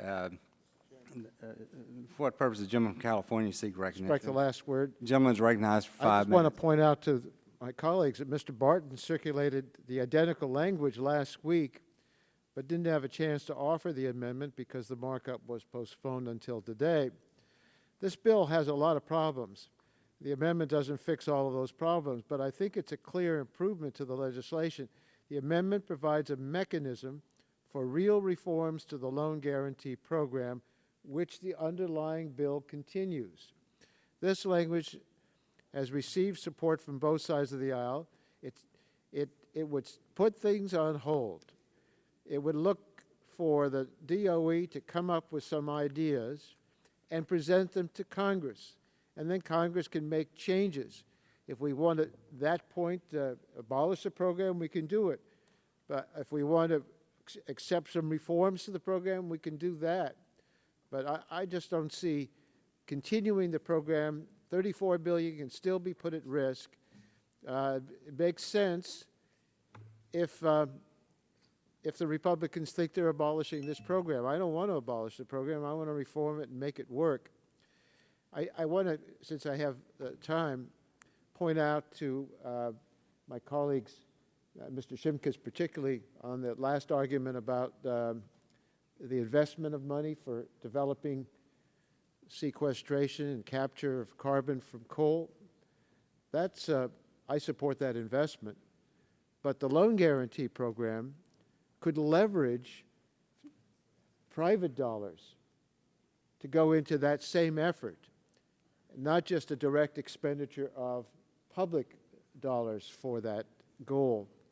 And I would rather encourage private sector activity by giving them some sense of security that we will stand behind their loan so that we can really get to the point where we accomplish the goal of developing the ability to use coal in a way that would make us the leader in the world and allow us to use that technology and sell it all over the world, because there's coal all over the world and it could well be used, and it could be used if the technology is developed in a way that will not add to greenhouse gases or climate change.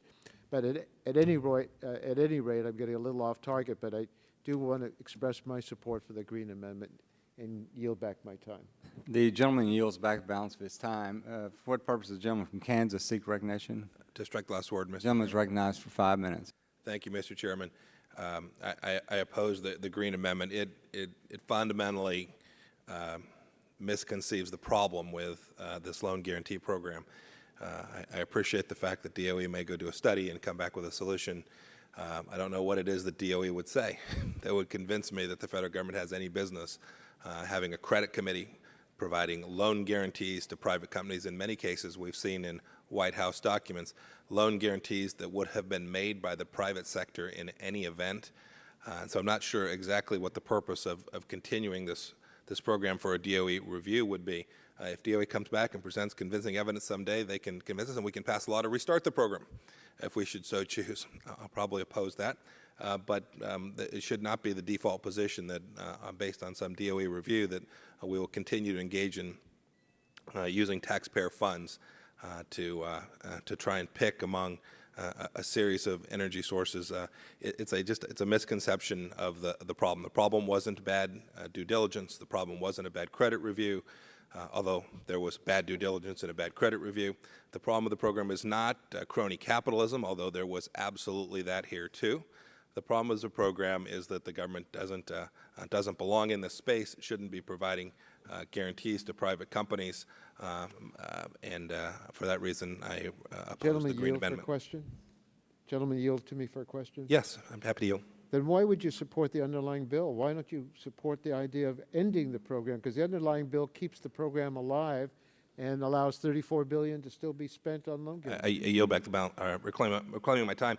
You know, it's interesting to hear from the other side saying, gosh, you're just concerned that we're just keeping it going too long. And then, of course, really, in your heart, being desirous of the program continuing ad infinitum. No, I don't be happy to deny end my view, but reclaiming my time. yours. Reclaiming my time. I'd be happy to end this program just as quickly as possible, and that is my objective. I think that's what Chairman Upton and Chairman Stearns have done following their investigation of Solyndra. So I'm happy to support the bill as it currently is drafted. I yield back. Gentlemen, Mr. Chairman. For what purpose the gentleman from Michigan seek recognition? Rise in support of the amendment. The gentleman is recognized for 5 minutes. Mr. Chairman, it is only a little while ago that this committee reported with considerable enthusiasm the legislation that, for all intents and purposes, we're seeking to gut today. At that time, it was understood these are investments that we are making in the future of this country. Other countries know this. The Japanese, the Koreans, and the Chinese are doing it. They're making batteries, they're doing innovative things, they're setting up corporations that are making money.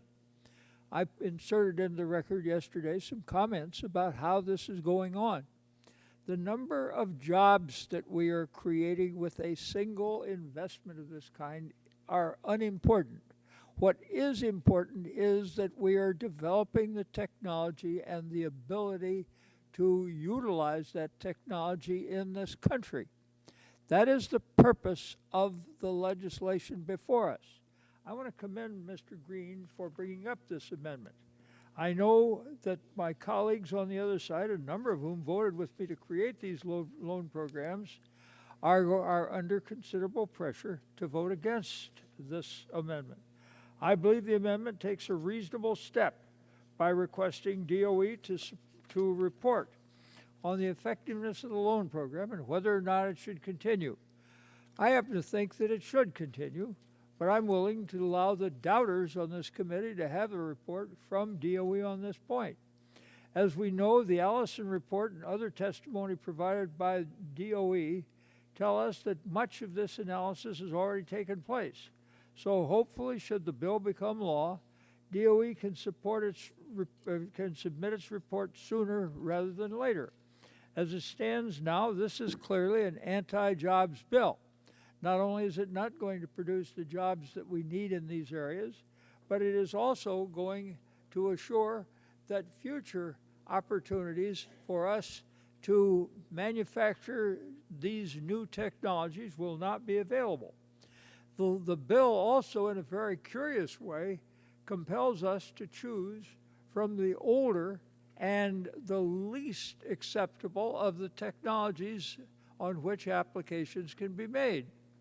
And it does not permit DOE to make loans and on programs that are new and indeed might be much more hopeful in terms of creating job opportunities. I want to remind my colleagues that the Chevy Volt is an extraordinary piece of work. It is a real breakthrough, but it is something which is unique in that everything from the batteries to the automobile itself were done by Americans. This is American technology. But the interesting thing is the batteries, American designed and American technologies, were made, guess where? In Korea. Why? Because the Korean government had the good sense to support its industry. The Chinese are doing this. We're talking about Solyndra. Why did Solyndra fail? Not because of DOE, not because of Solyndra. It failed because the Chinese overwhelmingly supported their industry and were able thereby to undercut American manufacturing and American jobs. And so the loan failed. we should understand that this is going to be a situation we're going to confront time after time. But we better understand something else, and that is, if there is a problem here, it is not that we made the loan to Solyndra, it is that we did not give Solyndra sufficient support in terms of seeing to it that it was protected in competing with the Chinese. Would the gentleman yield? That is the problem that we confront. And to view these things differently is to make a tremendous mistake. This is a long-term error that this country is making and moving away from the wisdom of Mr. Barton, who led the fight for this legislation and who was supported by the leadership of this committee now on the other side of the aisle. Now, who wants me to yield? What's the gentleman wish to say? The gentleman from Louisiana. I yield. Aren't there other solar companies in America that are solvent and not going bankrupt? I am not aware of any loans of that kind. The committee should know Not that got loans, the but answer. just that are functioning. The committee should know the answer to this question. There are others, but none of them are prospering because of the behavior of the Chinese and their undercutting of our sales, our technology, and our industry. And they're taking the jobs away from the United States. If you want no more Solyndras, my advice is keep on the loan program, but go after the Chinese business practices that are destroying American jobs and opportunities. And until you do that, you are assuring that the United States is not going to succeed and that we are going to have more and more Solyndras in other areas because the Chinese are going to do what they did before to see to it that we fail because they're out competing us because we refuse to do the things we have to do to, in fact, compete. Gentleman's time has Thank expired. you, Chair. Does anyone else seek recognition? If there's no further discussion, the vote would occur on the Green Amendment. All those in favor shall signify by saying aye. All those opposed, no. No. In the opinion of the chair, the nays have it. Clerk will call the roll. Mr. Sullivan.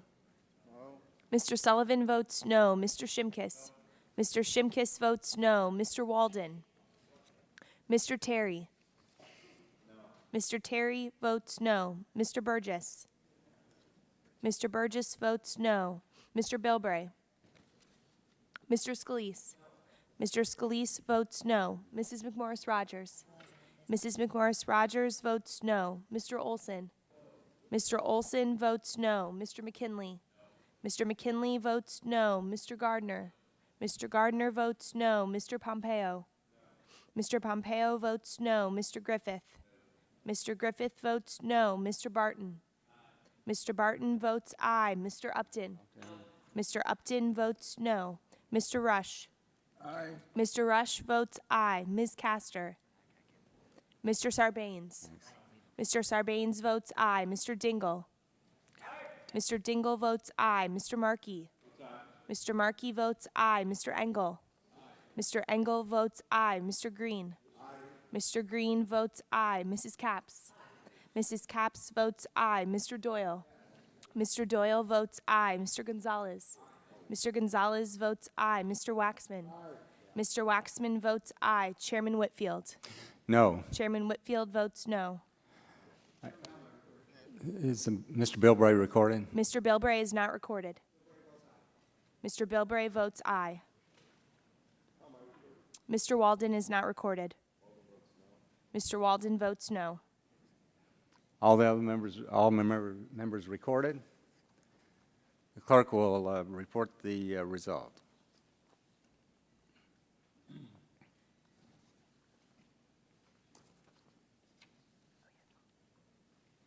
Mr. Chairman, on that vote, there were 12 ayes, 14 nays. The amendment is not agreed to. Are there further amendments? For what purpose does the gentleman from Massachusetts seek recognition? An amendment at the desk, Marquis 138. Clerk will report Markey 138. Amendment to the discussion draft offered by Mr. Markey of Massachusetts. Without objection, the reading of the amendment is dispensed with, and the gentleman from Massachusetts is recognized for 5 minutes in support of his amendment. This amendment is very simple.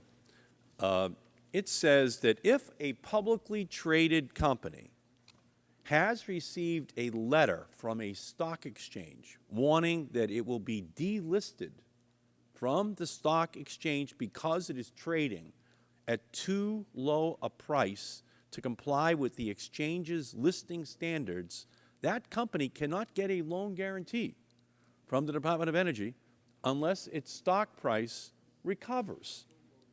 Now, this will remove companies whose stocks are in danger of being tossed out of the New York Stock Exchange or the NASDAQ or from eligibility as a result for loan guarantees under this program. Now, why do we need such a provision, you ask? Well, because these listing standards are an important measure of the financial health of a company. Under the New York Stock Exchange and NASDAQ's rules, if a company's stock plunges below $1 per share, the New York Stock Exchange or the NASDAQ can delist it, which essentially turns it into a penny stock. Delisting, in other words, is clear, it's objective evidence that a company has fallen into a financial death spiral.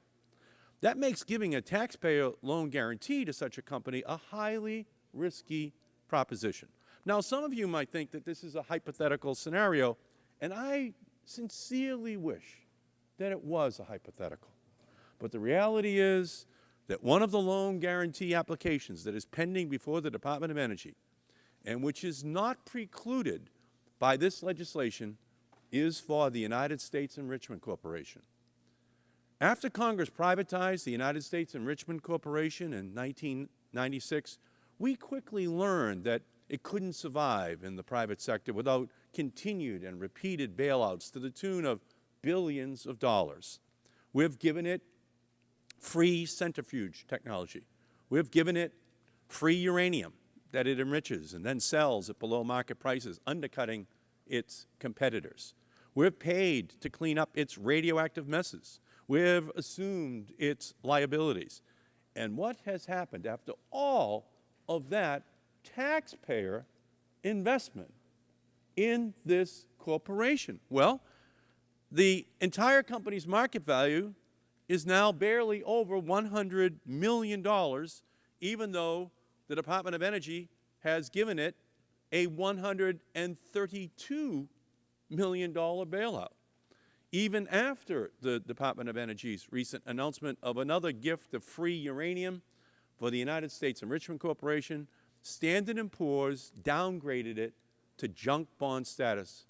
I have to repeat that. It's so important. Standard & Poor's has downgraded the United States Enrichment Corporation to junk bond status. And yes, this company was warned in mid-May that it may be delisted from the New York Stock Exchange and become a penny stock. Let me say that again.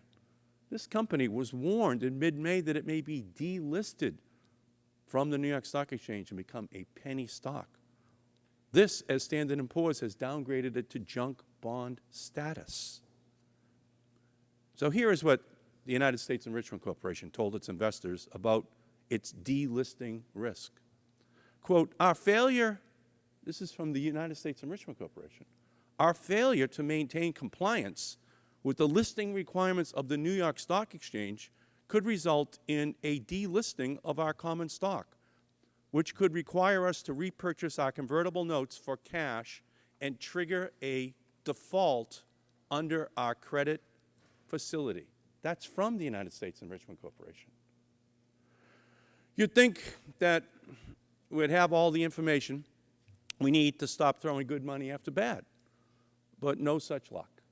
The United States Enrichment Corporation's loan guarantee is still pending before the Department, and the $130 million in taxpayer bailouts that it has recently received are intended to be used to fix their broken centrifuges so that the loan guarantee can proceed. And what's more, last year, a number of members of Congress wrote the Energy Secretary and the White House Office of Management and Budget, urging them to quickly approve the United States Enrichment Corporation loan guarantee and to provide favorable loan terms. We may not agree on much when it comes to loan guarantees, but surely we can agree about the United States Enrichment Corporation. If anything meets the criteria of a No More Solyndras bill, it must be this corporation. If you're not thinking about the United States Enrichment Corporation, what could you be thinking about? If this isn't on a precipice, ready to collapse and take all of this taxpayer guaranteed money with it, what else would be? So my amendment just says that, that companies like this are included in the bill so that we protect against taxpayer losses in an area where we already can see that it's almost inevitable that that money will be lost. If we had known about Solyndra and the Chinese $30 billion investment in the market when that loan guarantee had been given out, we probably would have taken a different look at it. Who knew what the Chinese were going to do to the market? But that's hindsight. You know, you live life forwards, but you understand it backwards. That's looking at Solyndra or something else. Here, we can see the United States Enrichment Corporation right now. We can see what the danger is right now. The Markey Amendment says protect the taxpayers at all costs against this inevitable loss. I urge an aye vote. Gentleman's time has expired. The chair will seek, chair will recognize himself for 5 minutes in opposition to the amendment. I might say that the gentleman had made some comments about taxpayers paying for cleanup at USAC and so forth, but I think it's important to remember that up until about 10 years ago, those plant locations were owned by the federal government. And those plants, both at Portsmouth and Paducah, were operated by the federal government during World War II, at the beginning of World War II, to produce weapon systems and chemical systems to help out during the war. And as a result of that, there's been monumental environmental cleanup problems in those areas. And it is true that through the Decommissioning Decontamination Fund of the Department of Energy, money is spent to clean up those legacy environmental problems. But I would say to the gentleman, those were created long before USAC was privatized by the federal government. Now, I oppose the gentleman's amendment, although I must say, focusing on at least companies that are on the New York Stock Exchange, I believe is a step in the right direction, because many of the loans that have been made under these programs have gone to companies that are just beginning. They're truly startup companies, and that's why they've been so risky. The gentleman's amendment, in effect, zeroes in on one company, and it is true that evidently there's an application pending there.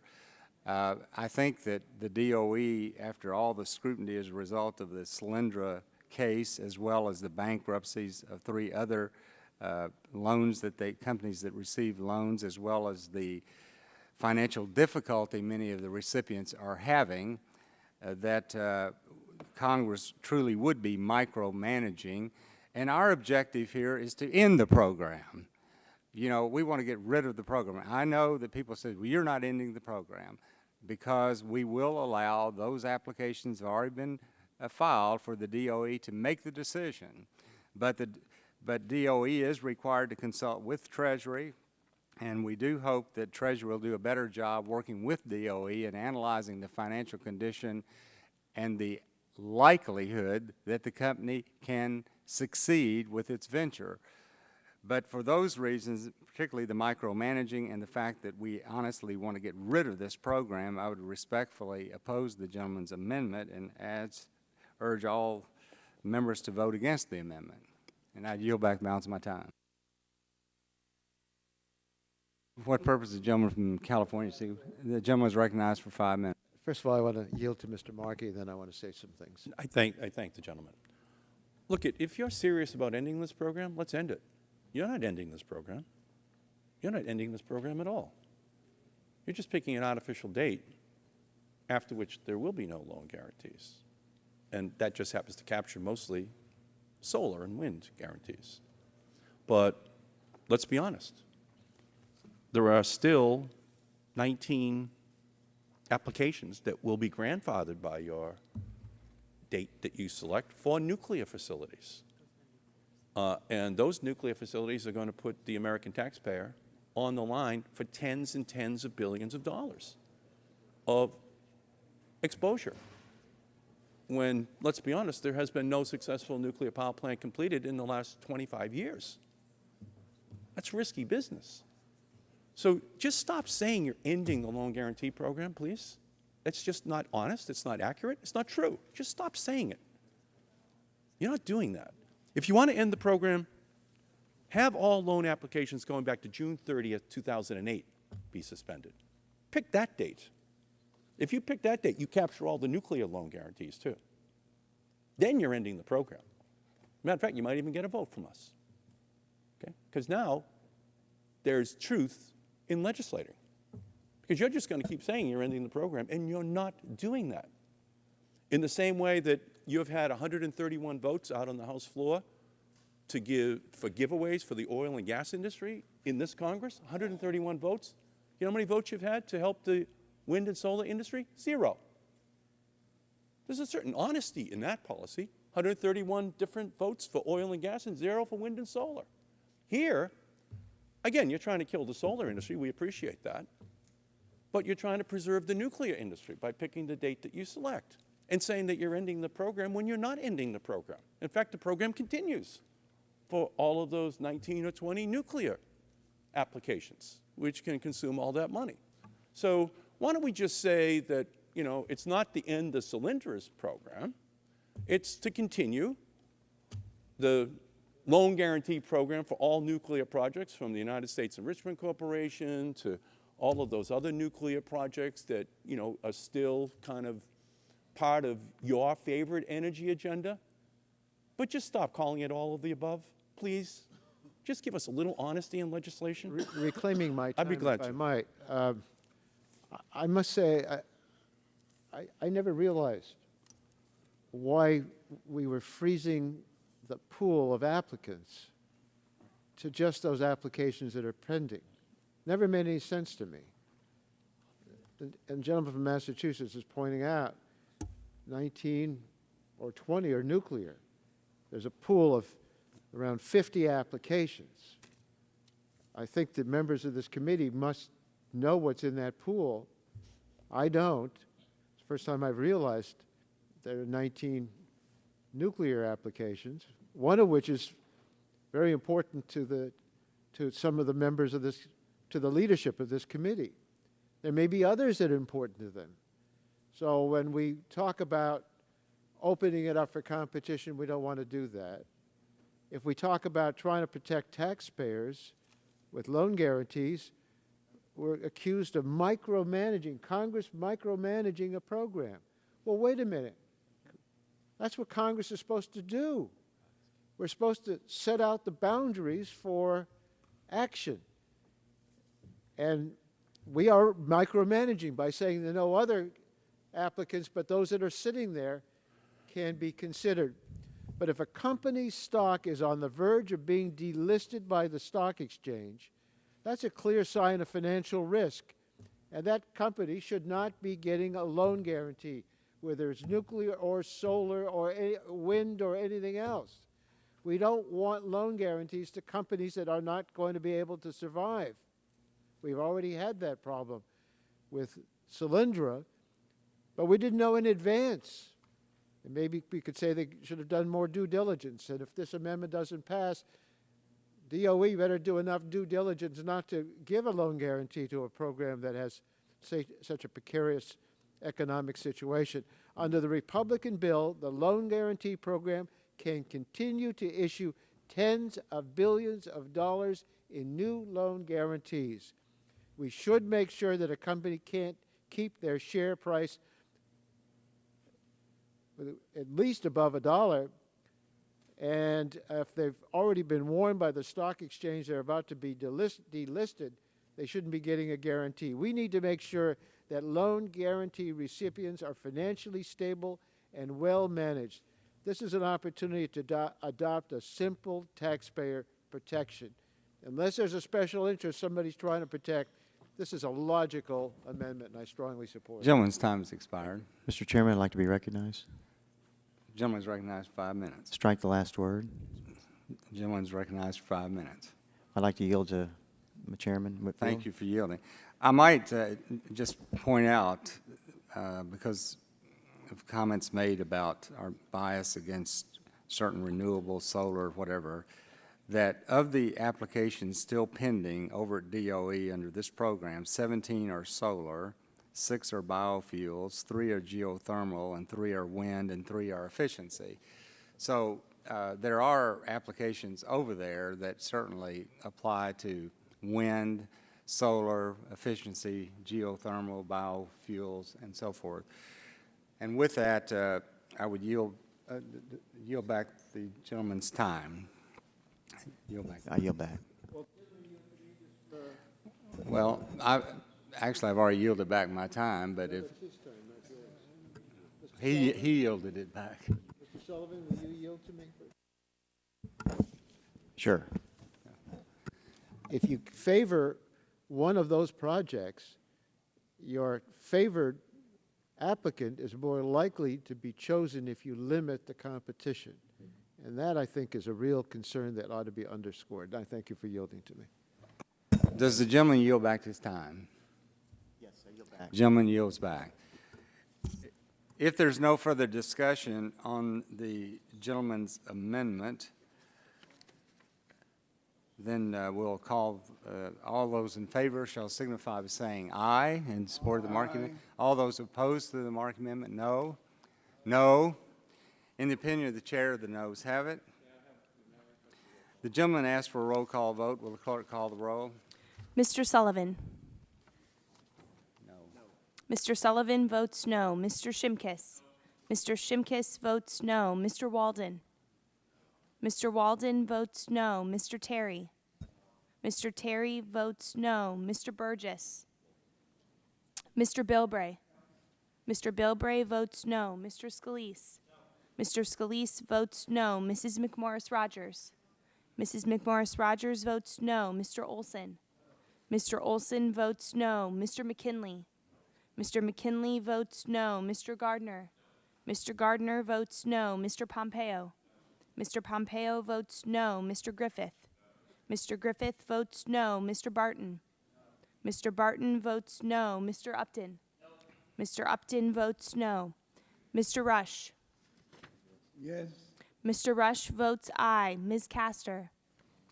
Mr. Sarbanes? Mr. Sarbanes votes aye. Mr. Dingle? Mr. Dingle votes aye. Mr. Markey? Mr. Markey votes aye. Mr. Engel? Mr. Engel votes aye. Mr. Green? Mrs. Capps? Mrs. Capps votes aye. Mr. Doyle? Mr. Gonzalez? Mr. Gonzalez votes aye. Mr. Waxman? Mr. Waxman votes aye. Chairman Whitfield? No. Chairman Whitfield votes no. Have all members cast their vote? The clerk will report the result.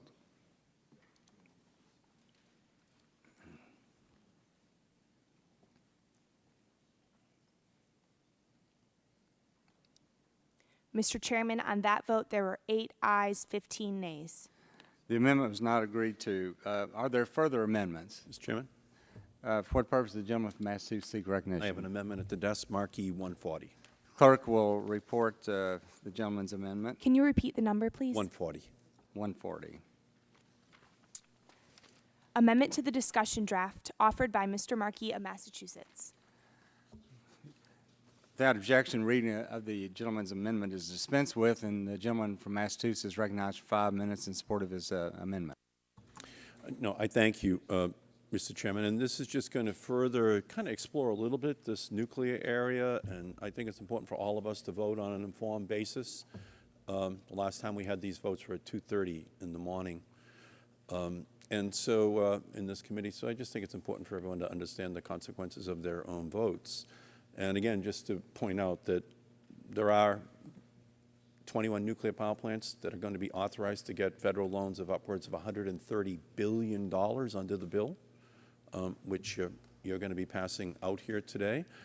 And, you know, solar projects tend to be in the millions, and nuclear power plants tend to be in the billions, just so you get a sense of the scope of what you're doing here today and what the risk is that you're exposing people to. My amendment is very simple. It says that if a project is already over budget by more than $535 million, or if the company applying for the loan guarantee experienced a net loss of more than $535 million in the last year, that project cannot receive a loan guarantee. So we've heard all the outrage associated with the $535 million loan guarantee that Solyndra received from the Energy Department. We have all heard the concern that the Department acted recklessly, even illegally. Those are the charges when it agreed to restructure the Solyndra loan in an unsuccessful effort to prevent its bankruptcy. But what some members of this committee may not have heard is that two nuclear loan guarantee projects, one of which has already been conditionally approved by the Department of Energy, could be even more damaging to the taxpayers than the Solyndra loan guarantee. Consider, for example, the $8.3 billion loan guarantee that has already been conditionally awarded to the Georgia Power Company, a subsidiary of the Southern Company, to build two new AP-1000 nuclear reactors at the Vogtle Nuclear Power Plant.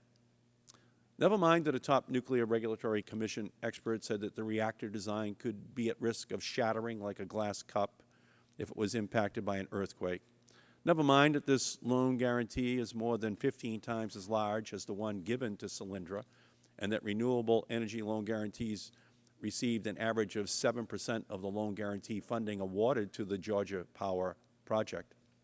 Major construction on these new reactors has barely begun, and the Southern Company just announced cost overruns of almost $1 billion and a delay of 7 months. Well, we're the Committee of Oversight. We have to take note of this. We're the committee with jurisdiction over nuclear power plants, and we're the committee of jurisdiction over the loan guarantee program. So here's a plant that's already $1 billion over its budget and 7 months delayed. This is nothing new, of course, for the nuclear sector. Between 2002 and 2008, cost estimates for new nuclear reactor construction rose from between $2 billion and $3 billion per reactor to $9 billion per reactor.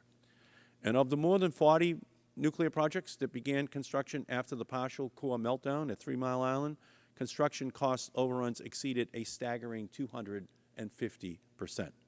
An average of 12 years elapsed between the start of construction and commercial operation. A second loan guarantee application for $2 billion is for the United States Enrichment Corporation. This company's shortcomings are well known. It has been rated as junk bond status. It is in danger of being delisted from the New York Stock Exchange and becoming a penny stock. There is a diminishing market for its product following the Fukushima meltdowns. Its centrifuges do not work despite the investment of billions of dollars. And remarkably, its net losses were $540 million in 2011 alone. You got that number for USEC? Almost the same number that Solyndra lost in total. They lost last year, the United States Enrichment Corporation. So despite hundreds of millions of dollars worth of free technology, free uranium, free money, this company still has lost more money than the entire Solyndra loan guarantee was worth. We don't have to agree on nuclear energy policy. We don't have to agree on the extent to which the government should support renewable energy, but surely we can agree that projects or companies that are already blowing their budgets or losing money in amounts that are far in excess of the Solyndra loan guarantee should not get loan guarantees. We're the bankers. We're the loan officers. People are looking at us right now, post-Solyndra, to see what are our new standards as the loan officers for America. And here you have two clear situations where it makes Solyndra look penny ante. And I'm very concerned about losses in this loan guarantee program. I don't want to see a repetition of Solyndra. And so my amendment here is just to say, let us step back and, in a detached, analytical way, just say, no more Solyndras. We can see the problems. We're going to anticipate them this time. These companies are already overrunning their budgets or have already lost vast fortunes of money, and a vote for the Markey Amendment will ensure that we do not repeat history. So I yield back the balance of my time with a Request for an aye vote. Gentleman's time has expired. The Chair will recognize himself for 5 minutes to speak in opposition to the amendment. Once again, I would like to commend the gentleman for being so concerned about the economic viability of all these applicants that are pending at DOE, because all of us have the ultimate responsibility to be as diligent as we can be to protect the taxpayer dollars. And while people may or may not completely agree with our approach in this legislation, the original intent, and still is, to stop the 1703, 1705 programs, to allow the normal process to take place for those applications filed prior to December 31st, 2011. And as a part of that process, DOE, through its analysis, working with the Department of Treasury, will make a decision on what they're going to do with those pending applications. And we certainly don't believe that all of them will be receiving their loan guarantee. But while I applaud the gentleman for wanting to be very specific about what can and cannot be done, the purpose of the legislation, as I've repeatedly said, simply to stop this program, allow those applications pending to be considered, and then to move on. So with that, I would respectfully oppose the gentleman's amendment and ask the members to oppose it, and I would yield back the balance of my time. The gentleman from California is recognized for 5 minutes. Thank you, Mr. Chairman. Mr. Chairman, it should be clear to all by now that the Republican bill would not terminate the DOE loan program. To justify the arbitrary sunset date they placed in the legislation, my Republican colleagues have said that they won't terminate the program outright because of fears about legal liability to companies that have already submitted applications. So I want to ask the Council some questions. Out of the 50 or so projects still in the queue at DOE, less than 10 have received a conditional commitment. Isn't that correct? I believe it's 10 or 11. Okay. And I believe the exact number is 6. That's different from the information that we've been provided by DOE. So let's say it's 10, or let's say 10. The remaining 44 projects that submitted applications before December 2011 have received no commitment whatsoever from DOE, and they'd still be eligible to receive loan guarantees under the legislation. Isn't that correct? They are currently in some level of due diligence within the DOE program. We're not exactly sure what sort of contracts have been signed, if any.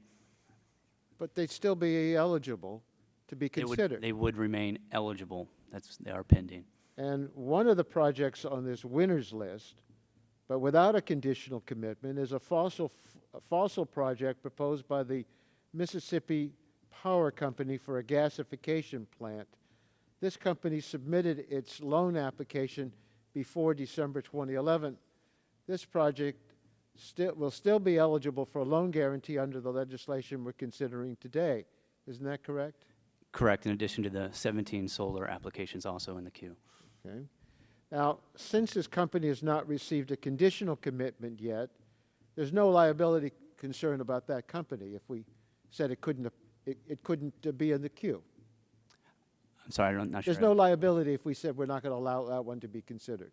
Again, they're in some level of due diligence that's not transparent to us at this point as to what Yeah, but commitments it doesn't have been appear that committed. due diligence means there's a legal commitment of any sort. Mr. Chairman, I don't understand the majority's claim that you would terminate the program outright, but for liability concerns about companies with conditional commitments. There are only 6, maybe 10, but I believe 6 conditional commitments. The remaining 40-plus applicants that do not have conditional commitments, so the Republican liability concerns should not be a factor. But these companies can still receive billions in loan guarantees this year, next year, or 10 years from now. Now, if you really wanted to abolish this program, abolish it except for those where there's a possible liability consideration. And then if there's no liability consideration, drop each one of them off. But I think you're fooling your members into thinking they're eliminating this program by all the arbitrary lines that have been drawn. Legislation doesn't make sense. The Republican attempts to justify it don't stand up to scrutiny. Mr. Chairman. Now, I want to yield to Mr. Markey the rest of my time. I thank the gentleman very much. And what Mr. Waxman is saying is right on the money here. Okay, the solar projects is very small compared to the nuclear projects. There is $122 billion of taxpayer exposure for nuclear power plants, for other nuclear facilities, including the United States Enrichment Corporation. $122 billion exposure that you are continuing here in the bill. And the Georgia Power loan guarantee is 15 times larger than the Solyndra loan guarantee, just so you understand. That's one plant. So I just think that we should rename this bill the only $122 billion more for Nuclear Solyndras Act of 2012, so that we have an accurate description of what you're doing here. The 120 only, that's what you're saying, only $122 billion more of taxpayer money for Nuclear Solyndras Act of 2012. And then we're accurately describing. You're saying no more cylinders, meaning solar, but for nukes, no, we're going to run the risk, and you're not going to even shut down the loans for the United States Enrichment Corporation or other problem areas that we can already see. So that just says, like oil and gas, that we know your agenda. We know how much the industries that support you want to kill wind and solar because of the 45,000 new megawatts of wind that have been installed in the last 5 years, the 4,000 new megawatts of solar installed this year. This is a real threat to their business model, and that's what this whole thing's about. So, again, I urge and I vote. I guess the gentleman from California's time's expired. I might just say the gentleman's talking about $122 billion exposure. My understanding is there's only $34 billion. I shouldn't say only. That's a lot of money left in the program. But is there further discussion on Markey Amendment 140? If not, the gentleman from Maryland is recognized for 5 minutes. Thank you, Mr. Chairman. I want to support Mr. Markey's amendment. What he's trying to do is just improve the bill and improve the process by which these projects are analyzed and due diligence is given to them and so forth, which is all of his amendments are directed to that.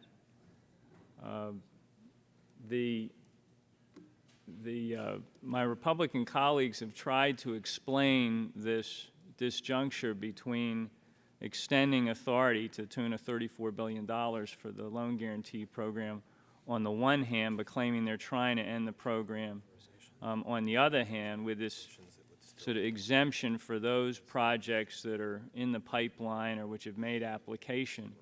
They've tried to explain that on the basis of worrying about liability concerns. But the conversation we've been having over the last half hour has been very revealing, because it's obvious that that's not the reason to protect that group, that there are within that group projects which are basically getting special consideration here. And it's convenient that you're able to sort of draw the line there, create potential winners as a result of that, as Mr. Waxman said earlier, protect them from competition. So we've had revealed here, I think, the real motivation for kind of splitting the baby the way you have. The fact of the matter is that if you listen carefully to the debate, both sides have pointed to the solution for no more Solyndras, and that is that you have a heightened due diligence process in place, that you're more careful in your review, that potentially you can put the kinds of standards in place that Mr. Markey has offered, and that's how you assure that there'll be no more Solyndras. A while back we had an interesting exchange, because Mr. Waxman pointed out that given that this legislation would continue the program to the tune of $34 billion, you might have more Solyndras. And then Mr. Walden said, and this was echoed by Chairman Whitfield as well, well, hopefully that won't happen because the administration will exercise more due diligence and look more carefully at these things and so forth. Well, that's the right answer. That's how you solve this problem. That's how you make sure there are no more Solyndras.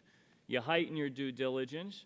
You bring the kinds of standards that Mr. Markey wants to bring to bear on the process, and that will diminish the chances in the future that you'll have this. But you don't go and throw the whole program out, particularly given the kind of leveraging that it can do with respect to new cutting technology. So I accept the proposition that's been articulated on both sides here, that due diligence, heightened awareness, vigilance, good standards being applied to this program, careful review, is the way that you solve the Solyndra problem and that you have no more Solyndras. But to throw the program out completely makes no sense.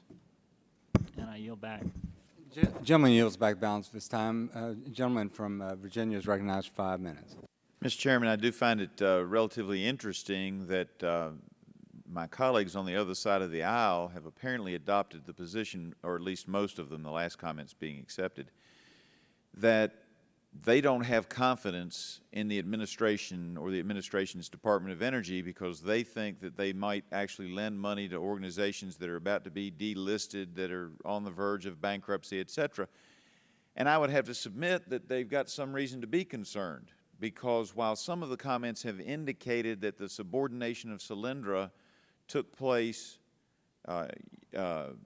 with hindsight, the facts are the investigation revealed, and my questioning of Dr. Chu in one of our hearings was, you knew in December of 2010 through February of 2011, when the subordination was taking place, you knew that the Chinese were producing and selling their product cheaper than Solyndra could make its product. And Dr. Chu, Secretary Chu, responded, yes. That's not backward looking, that's forward looking. They put that last bit of money, the $75 million subordination, on the line knowing that Solyndra couldn't compete with the Chinese. They put the additional $95 million that had yet to be lent or yet to be given to Solyndra on the line, knowing that the Chinese were out there. So, you know, maybe it is true that due diligence would solve the problem. I just find it interesting that the Democrats on this committee, by and large, or a large number of them, believe that this Department of Energy is not capable of doing that due diligence, and that's what all of these amendments indicate to me. Will the gentleman yield? I yield. I just might want to make one more comment. I've been reading this Markey amendment, and it's quite interesting because the gentleman says no loan guarantee shall be made for a project that is projected by the applicant when he makes his application to be more than $535 million over the budget. So I honestly think this is really a speculative, unrealistic amendment, because how many project applicants are going to, when they make the application, say they're going to be, or project they're going to be $535 million over the project before they can get their loan guarantee? But I would yield back the gentleman. Mr. Chairman, I yield back my time. The gentleman yields back his time. If there is no further discussion, then the vote, the gentlelady from California is recognized for 5 minutes. I'll yield to Mr. Markey. And I thank you, and it's only for 1 minute. And it's just to say that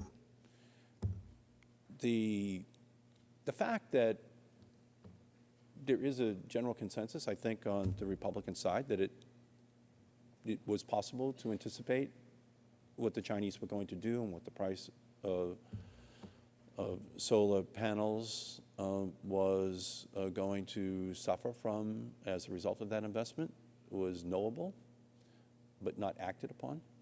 I appreciate that. But we're in the same situation right now. The United States Enrichment Corporation lost $540 million last year, and they're applying for a loan guarantee that could be upwards of $2 billion. And so applying your standard, okay, why don't we just take note of this and act upon it right now? I've heard over and over again how much you don't trust the administration, how little confidence you have in the administration. So here's an opportunity for you to just take note of this really egregious problem that exist. Penny stocks, junk bonds, here it all is. And to vote to put some controls on it to protect the taxpayers. So I agree with you that maybe it is possible to look back now in hindsight and see that that was the case as you're cross-examining, witnesses here. But all the evidence is in front of us on this case as well, and as a result, and I thank the gentlelady, I urge and I vote on the Markey Amendment to protect us against a repetition of history we've already lived through once. Mark Twain used to say that history doesn't repeat itself, but it does tend to rhyme, and this USAC loan really does rhyme with Solyndra, and we should do something about it right here and now. I thank the gentlelady. I yield back. The gentlelady yields back, bounds for time. If there's no further discussion, then the vote would occur on the Markey Amendment 140. All those in favor shall signify by saying aye. Aye. All those opposed, nay. No. In opinion of the chair, the noes have it, and the amendment, the gentleman asked for a roll call vote. Will the clerk call the roll? Mr. Sullivan. Mr. Sullivan votes no. Mr. Shimkiss. Mr. Shimkiss votes no. Mr. Walden. Mr. Walden votes no. Mr. Terry. Mr. Terry votes no. Mr. Burgess. Mr. Bilbray. Mr. Bilbray votes no. Mr. Scalise. Mr. Scalise votes no. Mrs. McMorris Rogers. Mrs. McMorris Rogers votes no. Mr. Olson. Mr. Olson votes no. Mr. McKinley. Mr. McKinley votes no. Mr. Gardner. Mr. Gardner votes no. Mr. Pompeo. Mr. Pompeo votes no. Mr. Griffith. Mr. Griffith votes no. Mr. Barton. Mr. Barton votes no. Mr. Upton. Mr. Upton votes no. Mr. Rush. Yes. Mr. Rush votes aye. Ms. Castor. Mr. Sarbanes. Mr. Sarbanes votes aye. Mr. Dingle. Mr. Dingle votes aye. Mr. Markey. Mr. Markey votes aye. Mr. Engel. Mr. Engel votes aye. Mr. Green. Mrs. Capps. Mrs. Capps votes aye. Mr. Doyle. Mr. Gonzalez. Mr. Gonzalez votes aye. Mr. Waxman. Mr. Waxman votes aye. Chairman Whitfield. No. Chairman Whitfield votes no. Have all members recorded their vote? Will the clerk report the result?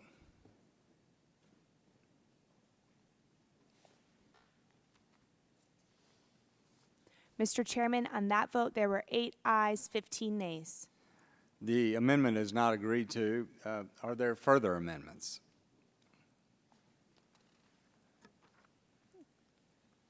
If there are no further amendments, then the question will now occur on favorably reporting the No More Solyndras Act. All those in favor shall signify by saying aye. Aye. All those opposed, no. The ayes have it, and the discussion draft is. The gentleman requests a recorded vote. Will the clerk call the roll? Mr. Sullivan. Mr. Sullivan votes aye. Mr. Shimkiss. Mr. Shimkiss votes aye. Mr. Walden. Mr. Walden votes aye. Mr. Terry. Mr. Terry votes aye. Mr. Burgess. Mr. Bilbray. Mr. Bilbray votes no. Mr. Scalise. Mr. Scalise votes aye. Mrs. McMorris Rogers. Mrs. McMorris Rogers votes aye. Mr. Olson. Mr. Olson votes aye. Mr. McKinley. Mr. McKinley votes aye. Mr. Gardner. Mr. Gardner votes aye. Mr. Pompeo. Mr. Pompeo votes aye. Mr. Griffith. Mr. Griffith votes aye. Mr. Barton. Mr. Barton votes aye. Mr. Upton. Mr. Upton votes aye. Mr. Rush. Mr. Rush votes no. Ms. Castor. Mr. Sarbanes. Mr. Dingle. Mr. Dingle votes no. Mr. Markey. Mr. Markey votes no. Mr. Engel. Mr. Green. Mrs. Capps. Mrs. Capps votes no. Mr. Doyle. Mr. Gonzalez. Mr. Waxman. Mr. Waxman votes no. Chairman Whitfield. Chairman Whitfield votes aye.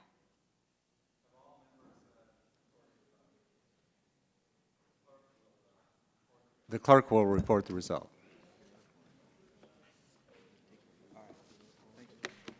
Thanks, John.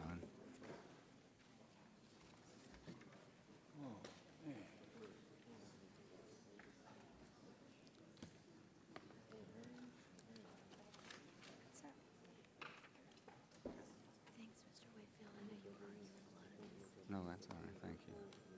I had said.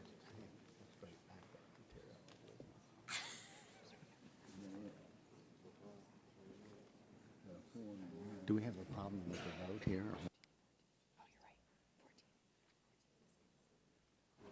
Mr. Chairman, on that vote, there were 14 ayes, 6 nays.